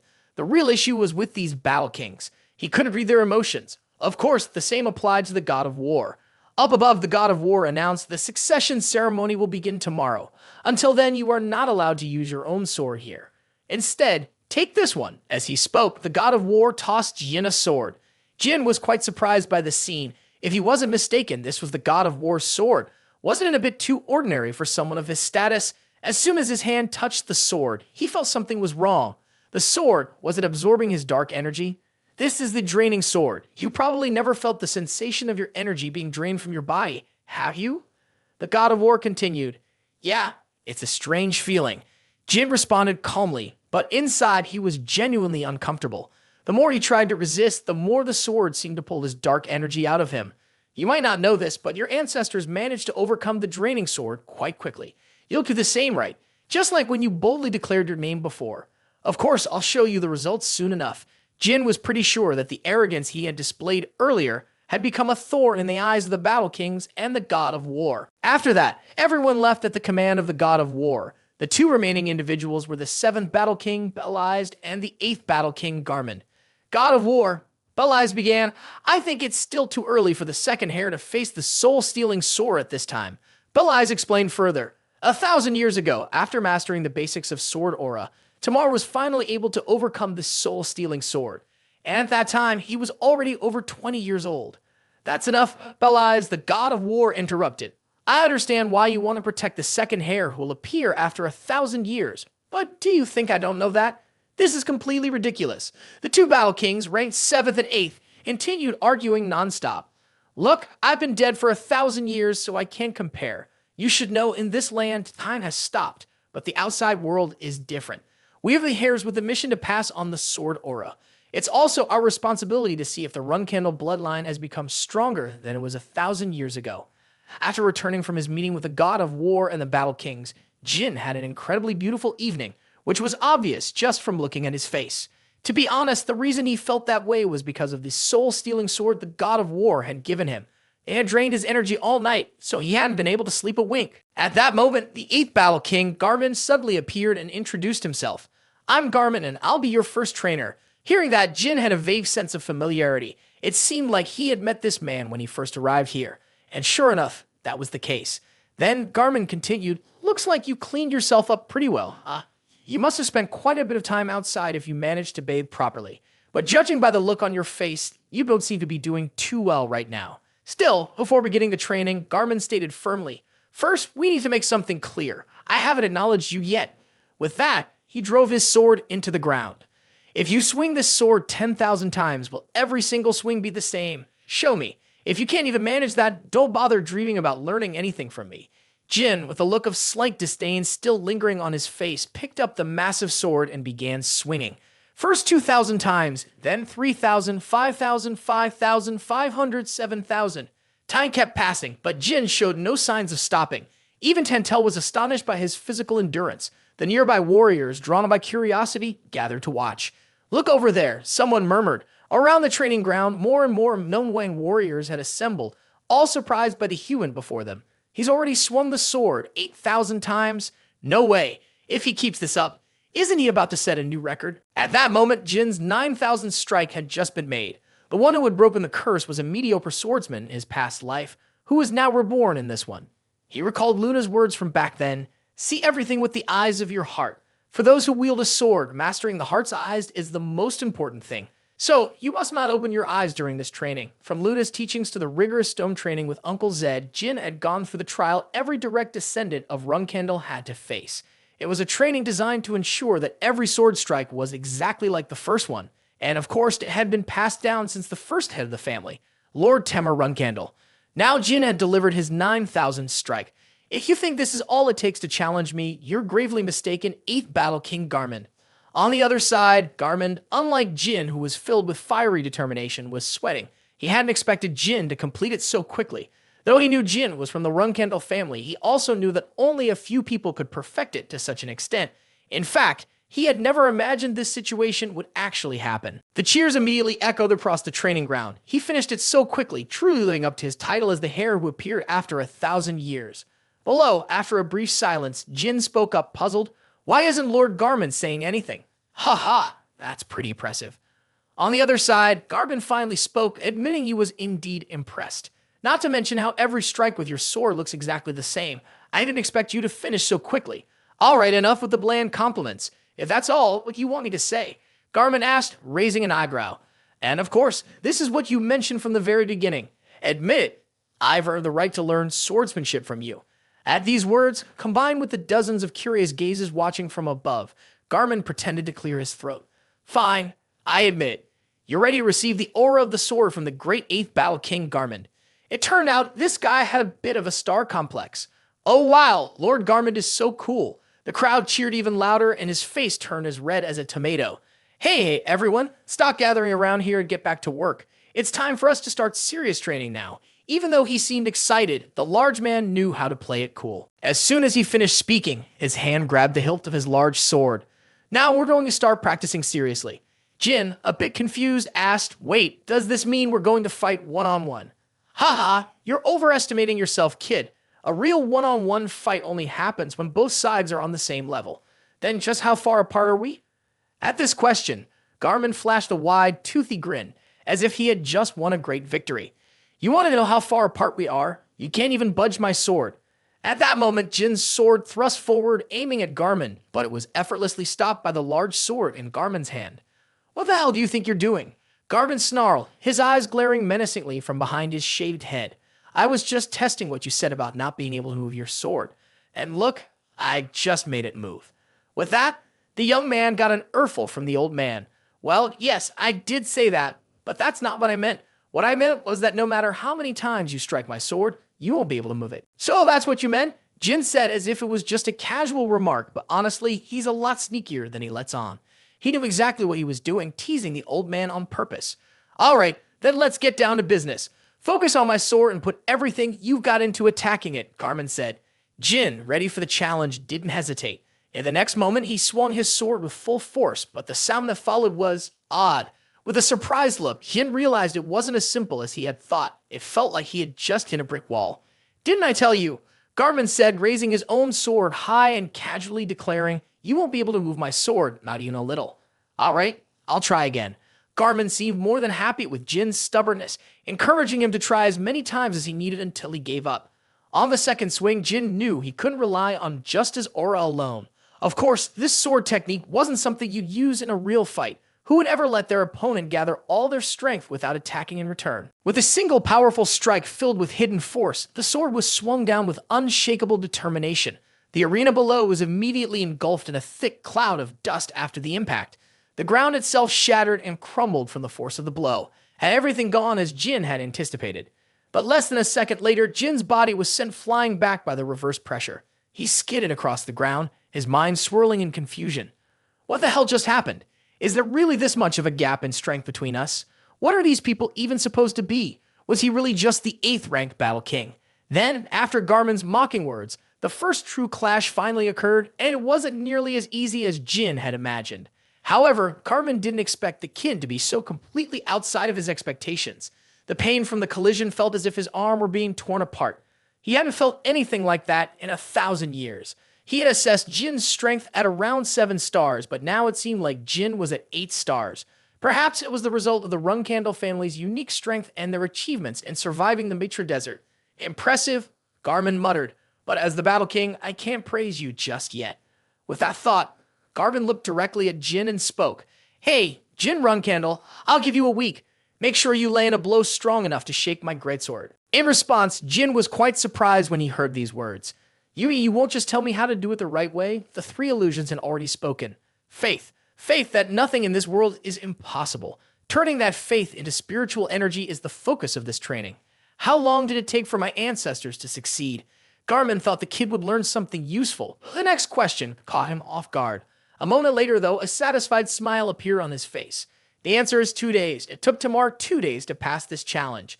3 days had passed in the blink of an eye. Over the past 3 days, aside from time for eating and sleeping, Jin had spent every other moment focused on the sword. Naturally, the result was well worth the effort. Jin's sword shattered easily when it clashed with Garmin's massive blade, but it had still left a scar on it. I took 1 more day than Tamar. If I had been a little more focused, I would have succeeded yesterday. With clear disappointment, Jin looked at the broken piece of his sword and spoke. What he didn't know was that Garmin had expected him to take at least a week, maybe even a month. Of course, it was still slower than I would have been. But if I had taken the fire sword and participated in the training, would I have finished in 3 days like that kid? Still, this extraordinary achievement didn't necessarily need to be shared with him. With that, Garmin remembered the words of the god of battle. Our mission is to see if Runcandel is stronger than it was 1,000 years ago. Now, the answer was clear. They had grown stronger than 1,000 years ago, and there was little left to teach. After a moment of thinking, Garmin plunged his large sword into the ground and laughed loudly. Hey, the second heir of Jin Runcandel, you finally moved me. Jin, with a somewhat confused expression, asked, So, does that mean you've acknowledged me? This time, Garmin didn't deny it. Instead, he patted his chest and proudly said, Yes, I can tell that even those who used to keep their distance will soon open up. They can't help but feel the pure and powerful spirit of a true warrior. Jin, still looking somewhat puzzled, gave a half-hearted nod, not fully understanding but trying to stay polite. I'm not sure what that means, but you say so. Thank you, and I'll take my leave. As he spoke, he reached down to pick up a broken shard of his sword and quickly put it in his mouth. A burst of battle energy radiated from his body, leaving Jin's face as pale as a ghost. It was beyond imagination. The man was actually chewing on a piece of his own sword. Ha ha, honestly, this taste really suits me, Garmin said, grinning. With that, the two of them parted ways before the second training session the next day. That night, after escaping grueling exercises, Jin finally had some time to gaze at the night sky of this land. How can this place exist in this dimension? This is a realm reserved only for the chosen swordsman of Runcandel. Do I really deserve to be here after thousands of years? Lost in thought, Jin heard a voice behind him. It was Tantel. Are you blaming yourself for how tough the first training session was? I heard you've been training day and night for 3 days straight to prepare for it. With that, Tantel handed him something that looked like a badge and said, Eat this. But after the poisoning incident last time, Jin didn't exactly trust him. That drinking game from before wasn't all that long ago. I'm pretty cautious about this, Jin said, eyeing the object warily. Last time, I only had some alcohol, but this time I actually have a traditional dessert called Kato. Tantel demonstrated and explained that this helps restore energy and is very effective at relieving pain. There's nothing left to refuse, Jin said, quickly taking a bite of the Kato and showing a look of surprise at how well it worked. Not only did it restore his energy, but it tasted really good too. I definitely need to bring some of these Kato cakes back with me, Jin added. By the way, how exactly is the ranking system for the Battle Kings? Does a lower number mean they're stronger? In response to this question, Tantel explained that this wasn't the case. The numbers of the Battle Kings simply indicate the order in which they became Battle Kings. The only real ranking here, aside from the God of War, is the order they were recognized. Of course, the use of honorifics when addressing the Battle Kings is a sign of respect, but at the end of the day, they and we are all the same. It's a very egalitarian system, mainly because none of us have ever fought each other with swords. Just as he was speaking, Tantel suddenly transformed into a dark shadow, leaving Jin stunned. The person standing in front of you is not Tantel, the figure said. I am Boraz, one of the Battle Kings. For those who might have forgotten, Boraz is the 5th Battle King, the figure added. Jin, recognizing a voice, started to remember something. You're the same person I saw at the entrance, along with the Garmin group, Jin said. That's right, your memory is pretty sharp, Boraz replied. After saying that, Boris suddenly leaned in close to Jin with a surprised expression. "Hey Jin, why are you missing a tooth?" he asked. Boris moved so fast that Jin didn't have time to react. After pushing his hand away, Jin finally had time to explain that it was broken, or more precisely, it had happened during the final test to get here. When I used all my strength to defeat Tamar's illusion and it disappeared right away, I was so frustrated I actually gritted my teeth until they almost cracked. Haha, pretty badass, right? As it turns out, the Runcandel family's teeth are tougher than most magical creatures, but it seems like Jin's going to need a new tooth. As soon as he finished speaking, Boris casually pulled a tooth out of his mouth while blood kept spilling from it. "Hey, check this out. This is the kind of tooth my royal lineage takes pride in. With this, you could chew through rocks, bite steel, or even diamonds. I'm pretty sure you've got what it takes to do all those things. So what do you say? I'll file this down and stick it in the spot where you're missing a tooth." And just like that, Jin's peaceful night of stargazing was completely interrupted by Bora's presence. The next morning, Jin continued his training with Garmin. Now he had time to notice that the floor here was so hard it was beyond description. But just how hard was it really? Without wasting any time, Jin drew his sword and slashed across the floor. Of course, it didn't leave a single mark. This was clearly no ordinary stone. If he had to guess, it might be as tough as the ancient iron used to make the Bradamev sword and the black armor. Looking in another direction, there were quite a few sword marks on the ground. For a stone like this to show such deep cuts, one could only imagine what kind of intense training they had gone through. Then Jin's gaze fixed on one particular spot, especially the mark itself. The cut was so long that it stretched across the entire training field.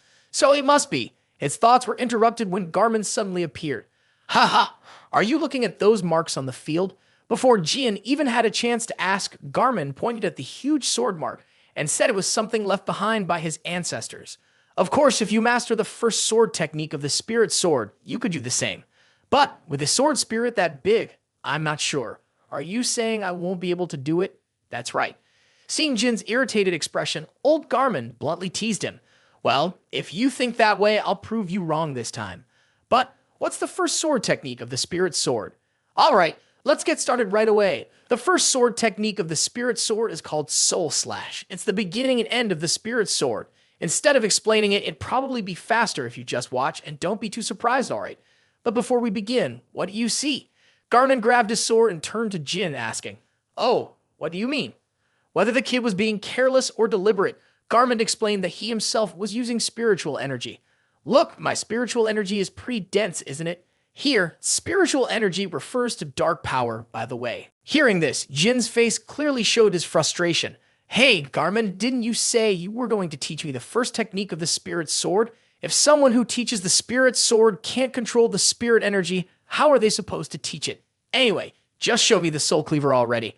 There was nowhere to hide anymore, so Garmin decided to comply with the request. "All right, then I'll show you the real soul cleaver. This is the first technique of the spirit sword." As Jin's eyes widened in surprise, Garmin's massive sword became completely covered in dense spirit energy. When it struck the solid stone of the training ground, everything seemed to freeze. The person who truly understood the power of this wasn't anyone but Jin himself. He was witnessing the true strength of the god Solderit, Soul Cleaver. The training ground seemed to rip apart right in front of Jin's eyes. This was the Soul Cleaver Garmin had mentioned. It reminded him of the slash Luna made under the red moon. Although the power might not be exactly the same, it was much faster and seemed to use less energy. With the ability to use Soul Cleaver continuously, any fighter below level 7 wouldn't be able to handle it. With those thoughts in mind, Jin made a silent vow to master this technique no matter what. So how do you feel after seeing the first technique of the Spirit Sword? I'm pretty surprised. It's fast, impressive, and powerful. Although those flattering words showed that Jin was really focused on this technique, Garmin pointed out that what had just been seen was only about 50% of its true power. The reason it was only half of what Tamar could do lay in the nature of the technique itself. At these words, Jin found himself wondering if leaving behind a strike like that in a training ground was the limit of soul cleaving. If mastering soul cleaving were all there was to it, then yes, that would be true. However, when someone reaches the pinnacle of sword spirit, it's no longer just swordsmanship. It becomes a kind of power. Garmin went on to explain why the first technique was called soul cleaving. It means there's no way to dodge or block it. In short, no matter how great your opponent's strength is, as long as their will is weaker than yours, you can take their life anytime you wish. After hearing this explanation, Jin raised his hand to his chin and said, I feel like I'm familiar with this sensation. The feeling when spiritual energy and the sword become one. If the sword I'm using were a spirit blade, I think I could replicate it in a similar way. Though surprised by Jin's words, Garvin didn't immediately dismiss them. He wanted to hear Jin's explanation in more detail about that feeling. The first time was when I fought against Moran Zippel. When he used the soul-binding curse of the Beast King organ to open the gate to hell, something like a curse appeared in my mind. It told me that no matter how many times I swung my sword, the outcome would always be the same as the first time. I had to put all my will into the sword and strike down. The second time was when I fought against a member of the White Wolf clan. Even when I slashed at Tamar's illusion during the final trial in the Mitra Desert, I felt the connection between my spirit energy and the sword, along with my belief in the slash. When Jin explained it, Garmin's face lit up with joy. Right, exactly, that's the feeling. I knew it. Runcandel faces intense battles all the time, so it seems you're more easily able to reach the first level of Spirit Sword. But changing your belief about the slash into a chant, that's new. After thinking for a moment, Garden decided to try again. This time he simply thought, I will strike it down. As he said this, he quickly wrapped his dark spirit energy around his great sword. In the next instant, the training ground exploded with flying rocks and dirt, just like before. A single slash cut through the training ground, reaching even the stands above. Jin and Garmin stood there calmly unmoved. The quiet atmosphere was quickly shattered by exclamations of surprise. Wow, that power is even greater than before. Now I finally understand. Garmin laughed loudly as if he had just discovered something great, because he finally understood the true strength of the soul cleaving technique. But now that I think about it, something feels off. Wasn't it supposed to be you teaching me? Actually, maybe it was just the feeling after all. With your sly expression, it's hard not to second-guess things. You literally just said, now I understand, right? Realizing there was no way to hide it any longer, Garmin had no choice but to change the subject. And, actually, I'm more used to the royal sword, so I hardly ever use the spirit sword. For me, using the spiritual energy in the spirit sword feels like it's just not effective. Anyway, for now, focus on mastering the spirit sword technique first. Once you get that down, the first move with the spirit sword will be a breeze. The feeling of being deceived started to settle in. Jin, clearly frustrated, was determined to see the royal sword Garmin had just mentioned. I really feel like I'm being shortchanged here. That's not going to happen, because you're still not one of us. Even so, the royal sword can only be used with our light heart. So even if you see it, it won't do anything for you. Who said I would use it? I just want to see it out of curiosity. Though he said that the real reason Jin wanted to see the royal sword was something else entirely. The night before, he had a brief conversation with Tantel. During that talk, Tantel had advised him to do whatever it took to convince Garmin to show him the royal sword, even if it was just once. But wouldn't it be easier if you just showed it to me, Tantel? Don't make this harder than it has to be. If the others find out, I'll be in huge trouble. Only the Battle Kings would be safe from the consequences of this. Back in the present, Jin was still using what had just happened to pressure Garmin. To put it simply, if you don't show me the royal sword, I'll spread rumors that you're unqualified to be my teacher. And on top of that, you learned the first technique of the spirit sword from me. Damn, are you seriously threatening me, Battle King Garmin? Yep, that's right. And if I were threatening you, what would you do about the hair of the shadow sword? Before long, Garmin, with his big head, had no choice but to accept the offer. All right, but this is the one and only time, and I'll show you the very basics of the royal sword. Garmin activated the power of the heart on his chest and began to explain. First, you need to control the flow of energy within your body. It seemed like everything would go according to plan, but it turns out Jin was already prepared to counter everything. Out of nowhere, Boris jumped in seemingly with no agenda and proudly showed off his achievements from the whole previous night. Look at this, I've adjusted it perfectly for you. I'm sure you'll like it. Before Jin could even process what was happening, Boris quickly covered his mouth. All right, let's see. After a few seconds of fumbling, Boris finally succeeded with the dental implant, at least from his perspective. But something wasn't quite right the moment that tooth was attached. It was like some kind of magic transferring memories. Everything that had been Boros's memories started appearing in Jin's mind. The inheritance magic was something I had heard about from my master in my past life. If it was about erasing memories, that might be possible, but inheritance magic is a whole different realm. One that's impossible for modern-day wizards. Still, based on what Valeria had told me, there's a tool for transferring memories that was created by the ancestors of the Hister family, located in their land of inheritance. But now, all of that didn't really matter anymore. The royal sword wasn't just a sword technique, it represented the entire martial art used by the royal bloodline. After hearing all of this, Jin straightforwardly asked Boris about the kind of magic he had implanted in the tooth. Boris called it a secret, but it wasn't exactly the kind of magic Jin had in mind. If it's not magic, then what is it? At that moment, Garmin, who had been nearby, spoke up to explain. He said that the power humans call magic is indeed magic, but for us, we don't have the same concept of wizards like other races do.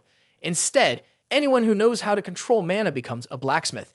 To be more precise, Boras is one of them. In the history of the royal bloodline, the royal craftsmen were the greatest blacksmiths of all. In this way, the two of them, one embroidering, the other weaving, stood before the helpless third person. It seemed like their magical power was impressive, but their ability to boast was just as strong. As for Jin, he finally understood why this civilization once challenged even the gods. It had emerged thousands of years ago, yet it still surpassed the magic of the present world. Thank you for the gift, Lord Boras. I promise I will use it well. Just when he thought that was the end, it wasn't. If he had accepted the gift, he should also give something in return. Since I've given you this tooth, you should grant me a second achievement, Boras said. Even though Jin had no idea what that meant, he promised to do his best, excited by the enthusiasm of the two in front of him. On January 20, 1797, 1 month had passed since Jin began his training. Over the course of this month, he had learned how to cut souls from Garmin and how to use his body more efficiently from Boras. He had learned everything from making his body lighter become more agile, to controlling his strength in battle, and even how to create energy that pushed beyond his own limits. The martial arts passed down through the royal bloodline, taught by Boras and Garmin, are wild and mystical. During my training, I achieved many incredible feats. One of them was forming an energy heart similar to the royal bloodline's core energy, although it was only half of it. And now, the time has finally come to test it. The royal sword Jin first unleashed it, much to Boras' surprise. Although I failed this time, it's actually rare to succeed on the first try. What's even more surprising is that I managed to form the core energy using just my aura. Even Tamar never thought of this. It makes sense though, since Tamar had never received the memories from the battle King Boras. Without the memories from the tooth, I might not have thought to try this either. As Jin was thinking, Boras continued speaking ahead of him. He warned Jin to keep this completely secret. If your brothers find out you're using the royal sword before they've accepted you, it'll cause serious trouble. Basically, creating a field is something anyone can do once they've reached a certain level. But the real challenge is whether that field can function like the core heart of the royals. From the moment they're born, royal bloodlines possess a unique aura. They can freely use this aura at will. By human standards, all members of royal bloodlines are at least level 9 right from birth. At this point, Garmin stepped forward and asked about Jin's current situation. The training has already been completed, and the next session with the 4th Battle King will begin soon. At first, I was planning to have Jin wait after the spirit sword check, but seeing how he was acting, it seemed like that wouldn't be necessary. After hearing this, Jin was curious about the 4th Battle King. What will I learn from them? From her, you'll learn the second technique of the spirit sword. Of course, this builds on the first technique I taught you. Boras also added that the 4th Battle King couldn't speak. More accurately, she wasn't unable to speak, but she was practicing the art of silence. I'm not sure why, but it's been a while. Probably since time stopped in this place. After hearing all this, Jin got a general idea of the situation, but there was one thing he was still curious about. Then how is she supposed to teach me the second technique? Just then, the main character appeared. She was the one Jin remembered, the person who hadn't shown the slightest emotion when he first arrived at the God of War's temple. The two people I had trained with were both pretty easygoing. Garmin was easy to get along with, while Boras had been friendly ever since the moment he showed up. That meant this Battle King wouldn't be as easy to handle. As soon as that thought crossed my mind, I introduced myself. I'm Jin Runcandel. It's a pleasure to meet you. Before I could even finish speaking, a gust of wind suddenly appeared right in front of me, and 2 words appeared on the training ground. It all happened so fast. Just like with Boras, it was nearly impossible to follow this speed with the naked eye. The name Rinfa, carved into the ground, was probably hers. Isn't this human language? Carden asked, sounding somewhat surprised by it. He was wondering, why has my friend been locking himself in his room all day lately? Turns out he had been preparing for the second hair. Just as he was about to finish his sentence, a series of quick movements happened behind me in the blink of an eye. I had no idea when or why this happened, but it was definitely outside anything I had planned for. When the smoke cleared, Garmin was lying on the ground, covered in injuries, gasping for air. But it didn't take long before he picked up his massive sword and charged at the 4th Battle King.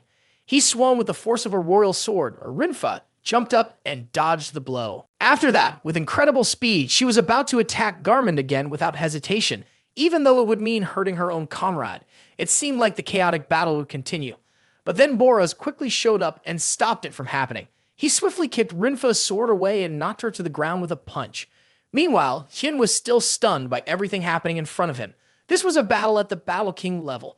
Everything happened in the blink of an eye, and of course, he could barely keep up with their movements. Nearby, Boras explained to Rinfa that Garmin wasn't trying to cause any trouble, and there was no need for a showdown between the two of them. Anyway, it's not the first time he's spoken out of turn. Seeing that Rinfa seemed to be letting it go, Boras finally relaxed and took Garmin away. Anyway, our business here is done, so I'll leave the rest to you. He didn't forget to remind Jin, make sure you hold on to your life. As for Garmin, he still couldn't understand why being caught learning human writing made Rinfa so embarrassed. Now this is what you call getting hit and still not knowing why. Back to Jin. After thinking for a moment, he realized that the Lady Rinfa looked oddly familiar. Why does she seem so familiar? Looks like I need to treat this new teacher the same way I treated Sister Yona. At the same time, somewhere near the Mitra Desert, the terrifying figure that Jin had just remembered was still busy playing with a group of friendly water spirits. Meanwhile, in the land of the royals, the training of the heir to the Shadow Sword was continuing. More specifically, it was only Jin who was training. He hadn't even asked the fourth Battle King about the second form of the Sword Spirit. Naturally, that also meant he wasn't being taught. The reason for this was likely the same as before. When he first met Sister Yona, Rinfa acted just like she always did. They treated him like a new toy, something interesting they'd just found. As for the training, every time Jin focused on using his internal energy, she would suddenly appear with the second form of the Sword Spirit, only to disappear again. Or, when he used the first form, Soul Slash, she would look at him disapprovingly. Sometimes she even swing her giant sword at him, hitting him without warning. Each time his body was crushed under the force, the fourth Battle King would smile in satisfaction. It was unclear whether she was happy with the hit she landed or impressed by how well he was taking the blows. However, there was one thing Jin was sure of.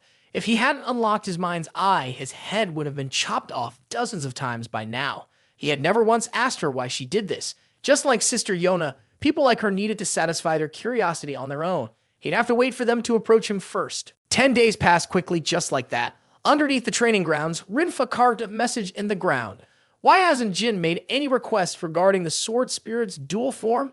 Honestly, it's not that I'm not curious about it, but there was something more important before that. Can you tell me why you're practicing silence? I've heard that you haven't spoken in a long time, and even your brothers don't know the reason behind it. But lately, I've noticed that you've been communicating with me quite often after seeing what I've done. Does that still count as silence? In my opinion, practicing silence should have a clear purpose and completely cut off communication with others so that when others look at it, it should feel truly meaningful. If that's not the case, then what you're doing is just not speaking. It's not real silence training. Outside, Garmin and Boras also heard these words. It seemed like little Jin made a lot of sense. As for the reason you asked why I didn't mention the Sword Spirit's dual form, simply because I don't want to learn anything from someone who only appears to have the surface level skills. That's why I didn't bring it up, and I'm not curious about it. If you are truly the heir of the Sword Spirit, wouldn't it be better to focus your efforts on teaching like Garmin and Boras instead of wasting time on practice that no one knows about? Outside, the other two were taken aback when they heard the kid speak so cheekily. But little did they know, this child had it all figured out. Jim quickly lowered his head, apologizing for his earlier words. If I go too far, then I'll respectfully return to my training. As expected, fourth Battle King Rinfa spoke for the first time in thousands of years since time had stopped in this place. It's not what you think. With a look of admiration from the two spectators outside, Rinfa made it clear she would sincerely teach him. I'll show you something incredible. Without wasting any time, Rinfa immediately executed the second form of her spirit sword technique. With each swing, she infused her strikes with powerful spiritual energy. In just a few seconds, Rinfa demonstrated everything Jin would soon learn. As for Jin, after watching his opponent's movements, he could immediately tell this was completely different from Garmin's first form. It was filled with spiritual energy, and each strike seemed to reflect like it was in a mirror. The slash came from two directions at once, something only a dual swordsman could achieve. The great sword she wielded was made of spiritual energy, just like the one in her hand. So this is the second sword technique of the Soul Blade, Jin thought to himself. At the same time, Rinfa, the fourth Battle King, completed her move. Onlookers like Boras and Garmin were clapping enthusiastically. It was a pleasant surprise to witness the second technique from the Rinfa brothers once again. As for the fourth Battle King, she turned to Jin and asked, "So how did you feel when you saw the second sword technique?" "It was amazing. It was both powerful and beautiful, and it seems like you've never shown it at full strength before." After Jin spoke, Kargan raised a question. "Do you think that vow is alright?" He was referring to Rinfa's promise to practice the forbidden techniques. Rinfa shrugged it off, saying, "It's no big deal. Don't make a fuss about it." "Well, if that's the case, I'll go let the others know." It's been a while since everyone had the chance to talk to each other. With that, Boras and Garmin attached engines to their legs and sped off to gather the others. Meanwhile, Rinfa informed Jin of the name of the technique. It's called Goi, the second sword technique you just saw from the Soul Blade. The name fit perfectly. It was surprising how the blade's edge, formed from spiritual energy, crossed each other like a pair of scissors, a technique I had never seen before. Then, can you imitate it? Rinfa quickly asked, and Jin responded that it was impossible. A technique like that isn't easy to copy after just one glance, he said, continuing to gaze at the sword in his hand with a sigh. Even this sword has its own issues. This is the spirit-absorbing sword, and its constant absorption of spiritual energy has kept the first technique of the spirit sword from progressing. Upon hearing this, Rinfa explained the second function of the sword Jin was holding. The spirit-absorbing sword not only absorbs spiritual energy, but it also helps to regulate the energy within your body. I'm not sure if you can understand, but to put it simply, you can think of it like a sword sheath. Just like how you draw a sword from its sheath, you'll need to draw out the spiritual energy from this sword. In short, if you've used spiritual energy recklessly in the past, this sword will help you control it more effectively. I believe you can do it. Overcome this sword, and when you take up your own again, you'll become perfect. Rinfa spoke with such urgency and excitement that Jin couldn't help but laugh out loud.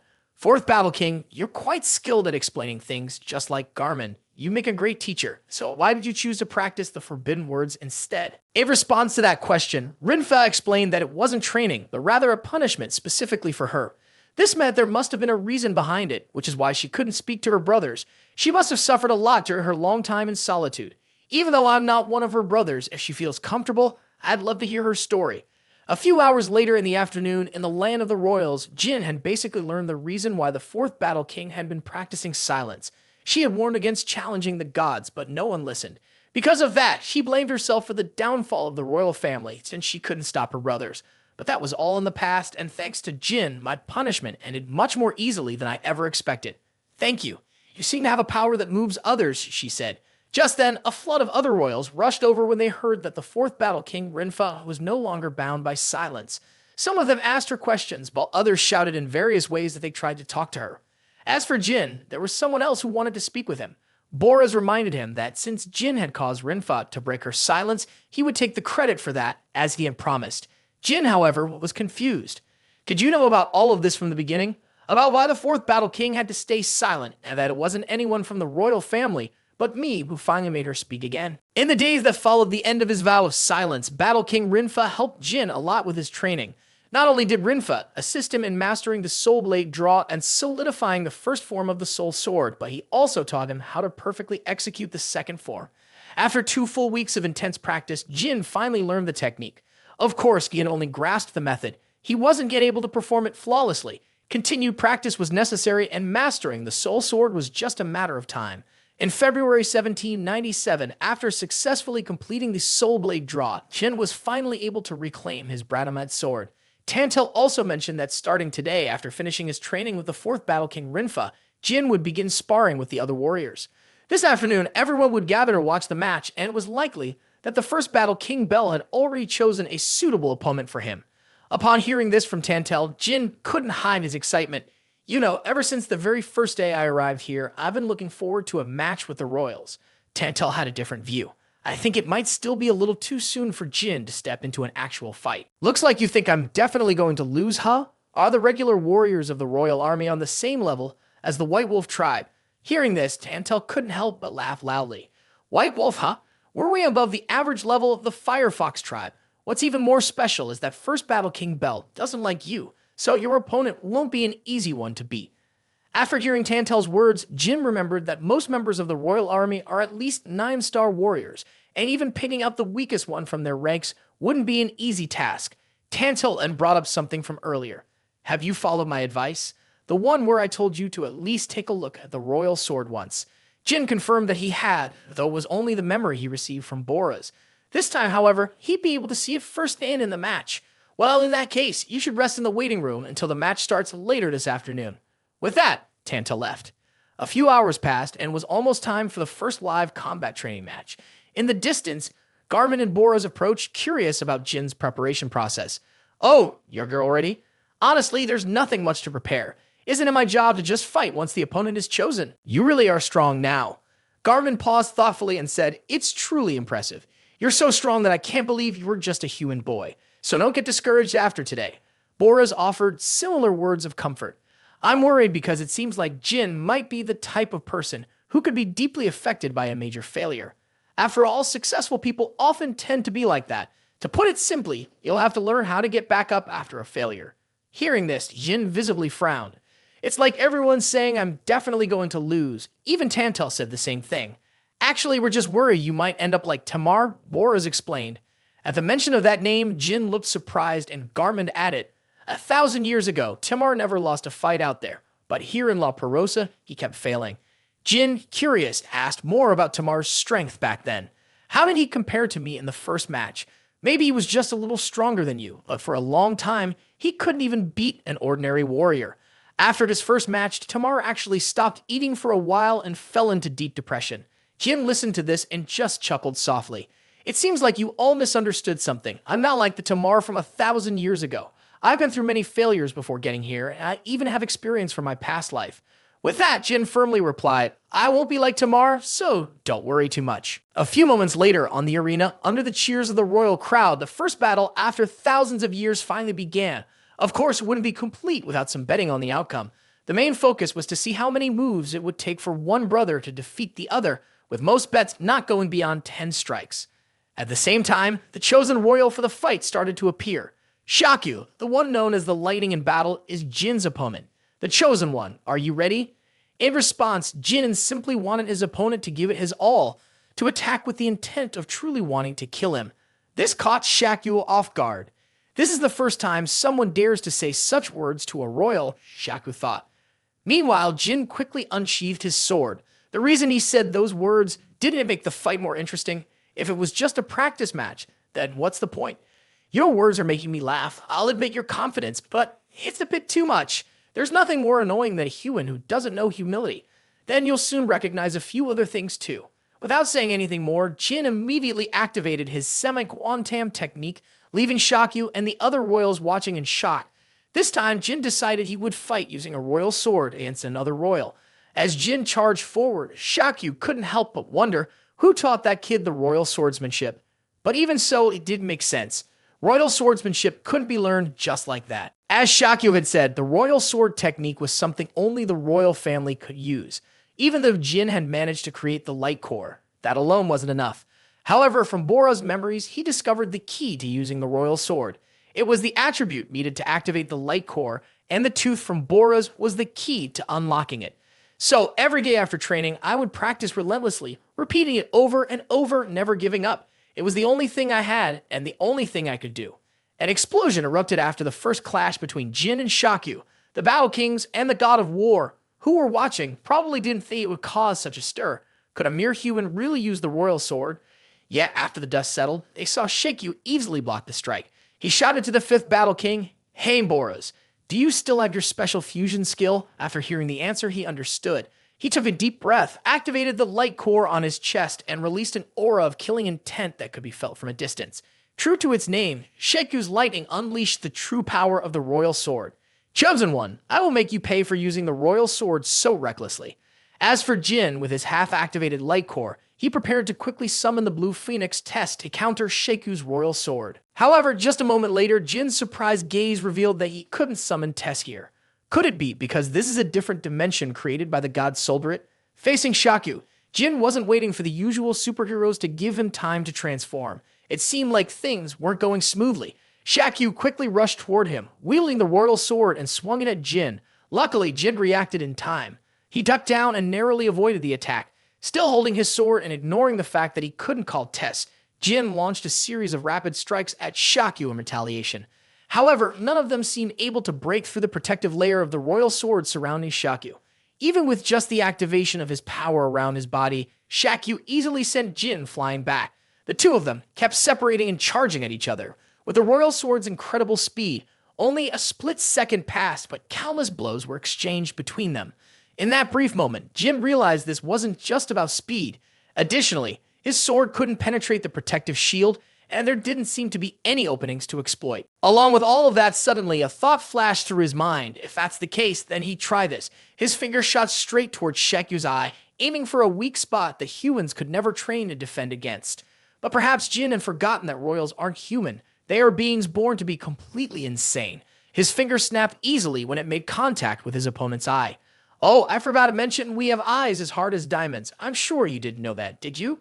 Truly, we are the strongest race to ever exist. Before their extinction, there were thousands, maybe tens of thousands of us, and we were a terrifying nightmare for all the creatures of the continent. While Jin was sweating and didn't know what to do, Shakyu was done playing around. Now, I'll show you something truly interesting. Streams of power began to pour out from the glowing core on Shakyu's chest, while Jin could only stand there, waiting with no other choice. Every method he had tried had failed. In an instant, Shakyu appeared right in front of him and prepared to throw a punch. How does it feel? Even holding your sword is hard, isn't it? This is called suppression, a technique that creates a magnetic force on your sword, making it impossible for you to control it as you wish. After explaining, he immediately drove his fist into Jin's body, and it was only with great effort that Jin was able to block the blow with his sword. Taking advantage of this, Jin quickly moved away from Shaku's position. You know that if he gets too close, you won't be able to use your sword properly. You have to maintain as much distance as possible. The thought barely crossed Jin's mind when his body instinctively moved. However, facing Shakyu, it wasn't so easy for Jin to achieve that goal. Shakyu, with incredible speed, immediately chased after him. To be exact, this speed was far beyond Jin's own. It was too fast, but Jin had to find an opportunity to use the first form of the spirit sword. He needed to find a way to move even faster. The moment he found the right position, the Brahman sword in his hand moved. Spirit sword, first form, soul slash. He thought it would be a beautiful and decisive move, but it wasn't quite what he expected. You think I'll give you a chance to use the first form of the spirit sword? The sword was easily blocked, and before Jin could react, Shakyu grabbed him. That was followed by the finishing blow. A gigantic fist slammed into Jin's body, sending him flying hundreds of meters. If this had been a normal situation, that would have been the end. But Shakyu didn't think like that. He immediately grabbed Jin's leg and added a little extra affection. If you want to use the royal sword, then you should experience the royal martial arts as well. Jin's unconscious body was relentlessly hit with blow after blow. This time, the kick seemed particularly satisfying. A powerful strike from above slammed his head into the training ground, followed by a direct kick to the stomach that sent him flying. His opponent then grabbed the lifeless body that could no longer move. As promised, I will sever all your limbs this time. Hopefully, you'll be more humble when we meet next time. And so, our protagonist was left with nothing but his head and torso. Time passed, but it was unclear how much or what happened afterward. Alright, 5th Battle King, while you're healing the Chosen One, make sure to transfer my blood to him. But, War God, the human won't be able to handle your blood. Even a small mistake could kill him. As these voices echoed, Jin slowly started to regain consciousness. When he opened his eyes, the first thing he saw was the 5th Battle King, Boras, speaking with the God of War. As mentioned earlier, Boras was the one healing Jin, and he had no choice but to follow orders. The God of War believed the Chosen One wasn't just an ordinary human, and the blood transfusion began shortly after. Now that everything had been arranged, there was only one thing left to do. Pray that this Runcandel body could withstand the God of War's blood. He could no longer hear Soldered's voice. Something had happened. If Jin couldn't bear this bloodline and died, then just as the God of War had said, the death of this child would bring about the destruction of the entire royal family. But if you can die so easily, then both our fates and yours will end here. As those words kept repeating in his mind, a different thought suddenly interrupted them. This is the poisonous elixir. If you drink it and push your mind and senses to their limits, no assassin will be able to defeat you. No one could ever claim they could decide someone else's fate. Each person's destiny is shaped by themselves. Right now, Jin still had a lot to do and so much to protect. This was the moment when he would decide his own future. On March 16, 1797, after a month of being unconscious, Jin finally woke up. He knew he had wasted too much time on this. He needed to return to Mei, and there wasn't much time left.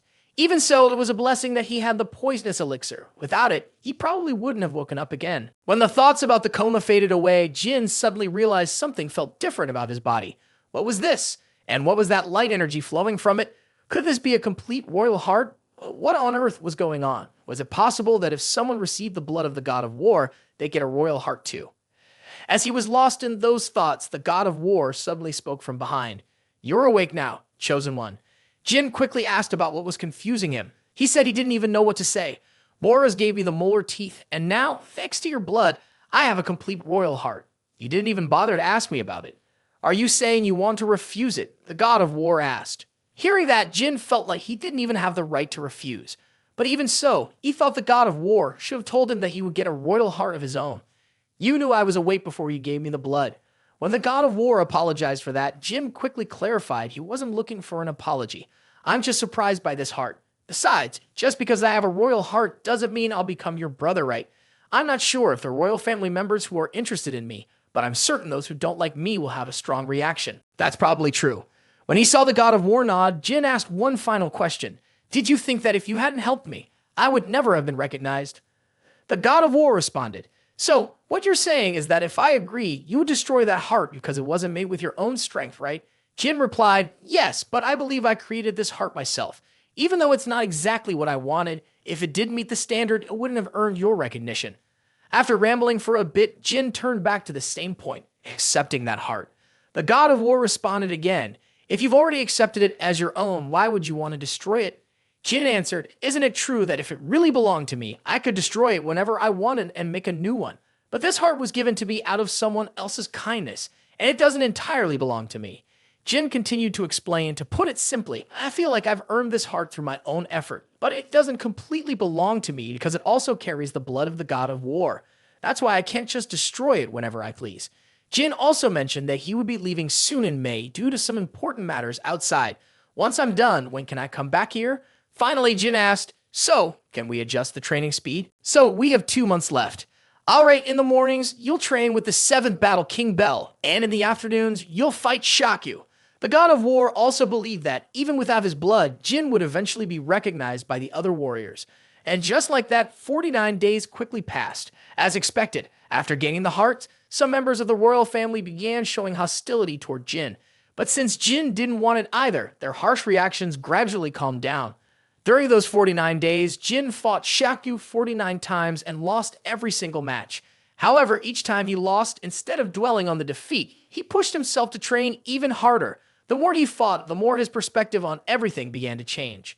In the first 10 matches with Shakyu, Jin believed Shakyu had to be as strong as Luna. But by the 20th match, he started doubting that conclusion. Can he really compare to Luna? After fighting Shakyu 30 times, Jin was sure he wasn't as strong as Luna. By the 40th match, Jin was certain that he could cut off one of Shakyu's arms. The gap was closing, and Jin himself was making rapid progress. Each fight brought more enjoyment. Even though his limbs were often severed and he had to rely on boras for healing, there came a point when the royal family stopped even mentioning Tamar's name. Today, Jin fought Shakyu just like the previous days, and more people started to hope that Jin would defeat Shakyu and claim victory. Why do you look like you just yawned? Are you getting bored of fighting me? Of course not. It's just that I'm starting to feel a bit excited for this match. The more we fight, the harder I find it to cut through you guys. Jin heard this and didn't soften up at all. He immediately drew his sword. Those emotional words aren't going to help me, so let's just fight fair and square. Titch may have been more lenient, but this guy was all about fighting until there was no way back. At the god of wars placed in front of him, Tantel spoke. We know that the chosen one will soon leave La Perosa, and while others are starting to accept him, I think we should give everyone a chance to face Jin. Shakyu has fought him long enough. A Battle King also agreed with Tantel's words. Maybe we should give the others a shot, but even so, I still need everyone's approval. After a brief pause, the god of war spoke. To the members of the royal family, the chosen one must leave in 2 weeks. Therefore, in order for everyone to fight him, should we accept him as one of us? Is there anyone who objects to this? One Battle King was against accepting the chosen one right now. However, Carmen had helped him a lot and even taught him the soul slash technique, so this made him reconsider. 2 other people were also informed, and even Boras told him that this had never happened before, not even for Tamar, the first pick. He had even helped Rinfa stop practicing the forbidden speech. Though recognized by the god of war, he never showed any arrogance. His limbs were always severed after each battle, but his courage and perseverance never wavered. Despite losing over and over again, he never gave in to despair. The battle kings of the royal family began whispering among themselves, but there was one person who remained silent from start to finish. The silence was finally broken when he stamped his foot. I, Valterok, the first battle king, accept Jin Runcandel as one of our brothers. The most difficult battle king to convince had been swayed, and that was a sign that the decision was made. Next, the 5th and 8th battle kings also accepted Jin Runcandel. Tantel, the gatekeeper of La Perosa, and Shakyu, the lightning strike, both agreed to accept Jin Runcandel as their brother. One by one, every member of the royal family followed suit. Once everything was agreed upon, it was time to officially recognize the chosen one. With that, everyone nodded in agreement. From this moment on, I declare that Jin Runcandel is now a brother of our family and a member of the royal family. Since becoming a member of the royal family, everything moved incredibly fast. The brothers who wanted to compete had to play rock, paper, scissors to decide the order. Once the order was set, the battles started nonstop. Day after day, from morning to afternoon to evening, the matches with the royals kept coming one after another. Of course, there was a rematch with Shakyu. The last time Jin fought him, he was really eager to give a good beating, but just as he barely landed a blow, Shakyu yelled, "Ah, I lost." It was like he was mocking him. Even though it made Jin angry, there was nothing he could do about it. After being defeated by all the other royals, defeating Shakyu didn't feel like it would mean anything. So instead of getting more upset, Jin decided to calm down and let it go. Now, there were only 9 days left in the training here. He decided that next time he challenged the Battle Kings and trained some more. Finally, after 64 matches with the royal warriors, the night came and the royals who were closest to Jin gathered at his place. "Hey, my brother, how about a drink to clear your head? But wait, isn't this the same deadly elixir you gave me on the first day? If I drink this, I'll probably end up dead here." So, with Tantel's confident assurance that this time will be different, Jin reluctantly took the drink. On the outside, it looked exactly the same as before, but when he tasted it, everything was just as Tantel had described. A sweet, subtle flavor, yet still rich and full-bodied. "This is a different kind of liquor, right?" Jin asked. Hearing that, Boras replied, "It's still the same Bothach liquor as before. However, now that you obtained the Tim Kwang, the flavor feels different." Less than a second later, Shakyu suddenly jumped in, eager to have a drink too. Just a few days ago, Shakyu was practically cutting people down left and right, and now here he was, acting all friendly. So the two of them kept pouring drinks back and forth, tossing them back without stopping. After the drinking contest with Shakyu, Jin was invited by the other Battle Kings, starting with Garmin, then Boros, and finally Rinfa. The amount of liquor Jin was being served now was enough to fill a large bucket. Regular cups couldn't even hold it anymore. Each time he took a drink, the crowd erupted into applause and cheers as if they had never seen a celebration like this before. As for Rinfa, he ended up knocking the bucket of liquor onto his own head and passed out right on the spot. By midnight, after everyone had gotten pleasantly drunk, Jin finally had a moment to step outside and enjoy the night in La Perosa. It was true. Drinking too much Bothach liquor was exhausting. Just as he stepped onto the balcony, a Battle King appeared before him. It was Belaiz, the 7th Battle King, the one who had recently been teaching him swordsmanship. Jin walked over and asked why she hadn't been around all evening. "What are you doing out here?" "Oh, you look pretty happy." "I was just staring at the sky." Belaiz explained that although this place was created by Solderit, it was exactly like the place where she had lived before. "So, have you ever wondered what the world outside is like? Since I got here, no one's ever asked about that." In response to that question, Belaiz said it was simply because everyone knew that since time stopped for us, it was clear we couldn't go back to that world. Even though that should make people more curious, what's the point of wanting something that's impossible to achieve? Still, one of her brothers had mentioned it once, that the world outside had gone on for millennia, and maybe one day they'd develop some kind of magic or tool to bring us out. Hearing that, Jin looked surprised. Unfortunately, as far as you know, there's still no way to do that. It made sense considering even the Fire Realm, where the immortal phoenixes live, couldn't connect with the mortal world. Aside from summoning phoenixes through wizards, magic involving other worlds was strictly forbidden by the Magic Association. These kinds of spells were classified as dark magic, and it was unlikely they would ever be developed. So, there's really no way for the royal brothers to get out on their own. Didn't Tantel go out on his own to find me? That only happened when a successor appeared in the desert. That's why I have a request. If it's not too much trouble, could you find a way for us to return to the outside world? Of course, when I leave here, I'll definitely figure out a way to get everyone out. The next morning, Jin continued his daily training routine. Thinking back, the mission to reclaim the compass was approaching quickly. This time, they had to succeed no matter what. The fact that Sister Yona had obtained information about the treasure from Muber's workshop was a rare opportunity, and it meant that failure was not an option. Lost in thought, Jin heard footsteps behind him. The person approaching was the god of war of the royal family. Jin turned to face her as she spoke. "I was just about to find you to discuss something important. It's about what you said, that you need to return in May, right?" "Yes, that's right. I have to go back to complete a mission with my team, but I'm not too confident in my current strength." "That's funny. Do you know who the warriors you fought against are?" "I know, but I've never defeated any of them. Also, if I get hurt while carrying out a mission, it's not that scary, but I'm really worried about my teammates. Some of them are weaker than me." So, you still don't fully understand yourself, huh? The god of war said. You're the only one who can save us, so your hesitation is the hesitation of the entire royal family. As she spoke, the god of war handed over a sword. I here give you this sword. This is the Phoenix Thunder Sword, Red Moon, my sword. And Boris has reforged it so you can use it. So from now on, you'll train directly with me using this sword. But I still haven't completed my training with the Battle Kings yet. You said your time is running out, didn't you?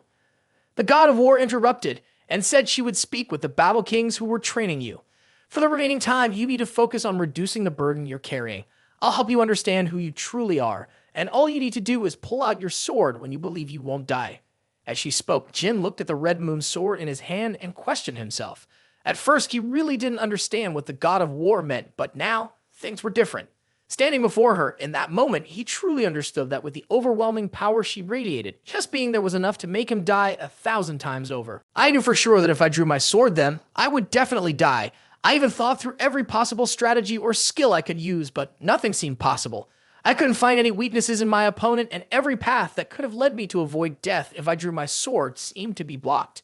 No, every possible scenario pointed to the same result. I knew that if I pulled out my sword, I'd lose my life immediately. So how did I find a way to open this door? On the 5th day, since that moment, I wondered if it was time for me to test the blade of the Red Moon for the first time. Even though I had died 9,000 times over the past 5 days, I could now see just one possible path, a chance where if I drew my sword, I might not die immediately.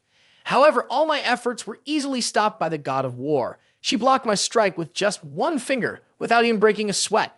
Not a bad attack, huh? You can do this, but why were you hesitating before? This time, I drew my sword because I thought I wouldn't die. Jin quickly explained and seemed disappointed that it still didn't work as expected. Don't be discouraged. Not many people can strike at me, even before time here comes to a halt. You actually had the ability to strike me 5 days ago. You had the skills, but you didn't even realize it. That's why your faith has been shaken and died 1,000 times, all for nothing. After hearing the words of the god of war, Jin sighed as if finally understanding something about his own self-belief. I guess that was the key lesson of this training. I understood it when I stood before Lord Tamar's illusion in the Mitra Desert. But somewhere along the way, I forgot it. Exactly. Suffering makes people forget who they really are. So, if you still can't understand yourself by the end and you can't pull out the Red Moon, I'll take it back. Just like that, the remaining 4 days of training passed by quickly. During these days, Jin learned a special technique from the god of war. It was a skill that only those who were true god of wars, the masters of the Red Moon sword, could learn. So now I can finally relax and meet up with my friends, right? Yes, that's right. I'm looking forward to our next meeting as well. The other brothers are waiting for you in the arena's lobby. You can go there to say goodbye to them before heading out. Jin quickly bowed his head and thanked the god of war for all the help he had received over the past months. However, his gesture was stopped by her. Look up. Among royal siblings, kindness isn't something that's measured, and I will wait while always keeping in mind the achievements you've made here. Have an exciting journey, my brother. May 17, 1797. After saying goodbye to all the battle kings and warriors of the royal family, Jin left La Perosa, where he had been training for several months. Another interesting thing was that he could take everything he needed with him. Perhaps only royals were bound to this dimension. Naturally, he also took the tooth of Boras and the cloak that Boras had made. After restocking with water and necessary supplies, I began my journey back to the starting point, beginning with crossing the Mitra Desert. Everything felt like a dream. I wasn't even sure if it was just an illusion until I touched the medallion on my chest. 4 days after leaving La Perosa under the scorching desert sun, I no longer felt the fatigue I had before. Perhaps it was due to the training and becoming a royal. By this point, I had also reached a spot very close to the entrance, the same place where I had said farewell to the guide a few months ago. May 25, 1797. After more than a week in the desert, I finally spotted a few Thuy water creatures nearby. Oh, it's humanity. A person has entered the desert. He's back. Jin quickly approached and recognized one of the Thuy as an old acquaintance. Is that you, Blackfire? What a coincidence. What brings you to this place? After talking for a while, Jin learned that these creatures were betting on whether or not he would survive the desert. See, now he's starting to act like himself again. I'm glad you didn't die, human. At that point, Blackfire turned to Jin and asked about the challenges, pain, and suffering he had gone through. Have you experienced them? I think so. It's an unforgettable experience. After hearing where the Thuy were headed, Jin decided to join them, thinking they might be going to the same place. No, you can't come to Duka Duka right now. A few days ago, the Fire Tiger tribe came through. They're dangerous. It's better for you to return to Mecca and go through the toll market to get back. However, after hearing that the journey would take 4 whole days, Jin thought it was just too long for him. I got some urgent things to take care of, so I think traveling with you all is probably the best option. But they're very dangerous. They'll kill you human. Don't worry, Black Fire. I'll be as careful as possible, so you don't need to stress. A few hours later, the group quickly arrived at the road guarded by the fire tigers. To put it simply, they had set up a toll booth at the entrance to the path leading back to Duka. Black Fire decided to go first since he already had the toll ready, while Jin promised to follow right after him. Still, the kid's face was clearly worried. The fire tigers were known for being brutal and especially hostile to humans. Oh, well, a tribute from the Swamp Clan, huh? Good, now you can get lost. But then, one of them casually hit Black Fire hard. Suddenly, a voice rang out from a distance. If you've already accepted their payment, you should let them pass. Why are you still hitting them? It was a human. They turned to see Jin slowly stepping out of the forest, looking quite surprised. What do you think you're doing? Get over here and hand over everything you've got. It'd be best if you strip down so we can see you off gently. Sorry, this is the road I'm taking. Now, hand over everything you've stolen from the beast clans while I'm still speaking politely. The day after Jin appeared with his threats, the 2 fire tigers immediately sensed something was off. What the heck is this on him? What kind of aura is this? A feeling of danger surrounded them instantly, but then Jin charged forward after a brief moment of thought. If I can't kill this human here, it's going to be really dangerous. But before he even got close, the tiger in front of him realized something was wrong just from a glance. He couldn't even breathe properly as he approached the person in front of him. The other tiger, seeing his partner lying flat on the ground, was also shocked. I knew the guy gave off a dangerous aura, but who would have thought it would be this terrifying? Without wasting a second, he immediately bowed down, his head hitting the ground, and begged, "Master, please spare my life. If by the time I count to 3, you don't take him away, you will know the consequences." As he spoke, Jin began counting. 1, 2. By the time he reached 2, the shadows of the 2 fire tigers were already nearly gone. They were mighty, no doubt, but they could run just as fast. After taking care of them, Jin turned to speak to the Black Flame. "Here, take these fish to my friend, the water beast. These are the ones you worked so hard to catch." After receiving the gift, the little Black Flame mumbled something like an invitation to Jin, asking him to join a feast at the water beast's place. Rest for another day, human. Jin quickly declined the invitation, even though he really wanted to join. "I'd love to, but I have something urgent to take care of." He then pointed to the pile of treasure left behind by the fire tigers, which Black Fire and the other water wolves were returning to its original owner. "Well, let's eat then." The group of water wolves cheered, clearly ready with all their gear to handle the fish. That sounds perfect. I'm actually getting a little hungry myself. About an hour later, Jin and the water wolves began their feast. While eating, Jin took the opportunity to ask Black Fire about a few things regarding Duka. "I wonder if they have any dyes there. I actually need to disguise myself for the next place I'm heading." "Is that so? In that case, you should try using the face paint from the Snowflake tribe. It's even better than any dye." After gathering the information he needed and finishing the meal, the group set off again. A few hours later, they returned to the place they had left just a few months earlier. The one welcoming them was none other than a mouse from the Snowflake tribe. "Oh, you're back already? By the way, I heard you're looking for a disguise, right? Let me first introduce you to our dyes," the mouse said, quickly pulling out a product brochure. "The prices might seem a bit high, but our dyeing technique is completely different from any other tribes," the mouse continued. "We use extracts from special plants, and the colors are rich, odorless, and color-fast. This is the best of the best. Once you try it, you'll never want anything else." "All right, stop showing off. The Black Flame nearby is about to puff out smoke and introduce you as the one who defeated the fire tigers. Look here, we've gotten back everything the fire tigers stole from the beastmen." Hey, Black Flame, why didn't you say anything? I've been wasting my breath for nothing. Do you know that by staying quiet like this, I look like a greedy rat just after money? I was about to become a greedy merchant, exploiting my benefactor." After knocking the Black Flame unconscious, a rat turned and sincerely thanked Jin. This news will definitely make the merchants in Duka very happy. Of course, it'll be completely free, so take your time. Our tribe will disguise you perfectly using our special transformation magic. On the afternoon of the last day of May, 1797, on the southern island of the Balado Duchy, this land hasn't changed at all, has it? A young man with striking blonde hair was walking through the port area. Of course, it was Jin in disguise. This place is infamous for its addicts, mercenaries, and homeless people. Most of them have lost everything after participating in the arena. In contrast to this place, the northern part of the island is a completely different world, one disguised as a secret gambling den for young, wealthy nobles. It's also where the compass will point to tomorrow. Now, I wonder if everyone has made it to the island safely. Just as that thought crossed my mind, I spotted a group of people slowly making their way toward me, laughing and chatting nonstop. I bet he went crazy when he left the arena, didn't he? And then, out of nowhere, the man appeared right next to me, looking just as surprised as I was. He quickly shoved something into my hand while still asking for money. Please, just a coin, anything will do. What the heck? Was that Jet? As soon as I touched the object, I recognized my old friend, though I didn't hesitate to toss him a few coins. Sure, we had a rough history in the past, but clearly, recruiting him was the right call. This setting was perfect for blending in. The letter Jet had just handed me was a signal. It had been a while since I'd seen Bill, and that was the message I needed to deliver once I got to the bird's nest inn. I also had to pay attention to the wooden plank nailed under the bed in room 203 at the inn. Not long after, the manager of the bird's nest inn told me they were out of rooms. I simply replied, "It's been a while since I've seen Bill." Upon hearing that, his attitude shifted slightly and he pulled out a key. "Go to room 203, he said. In room 203, just as mentioned in the letter, Jin quickly found the location indicated. It was definitely well hidden. Inside the box was another letter which seemed to outline the current situation of everyone, preparing them for the upcoming operation. "Dear sir, it's a pleasure to finally reconnect after so long.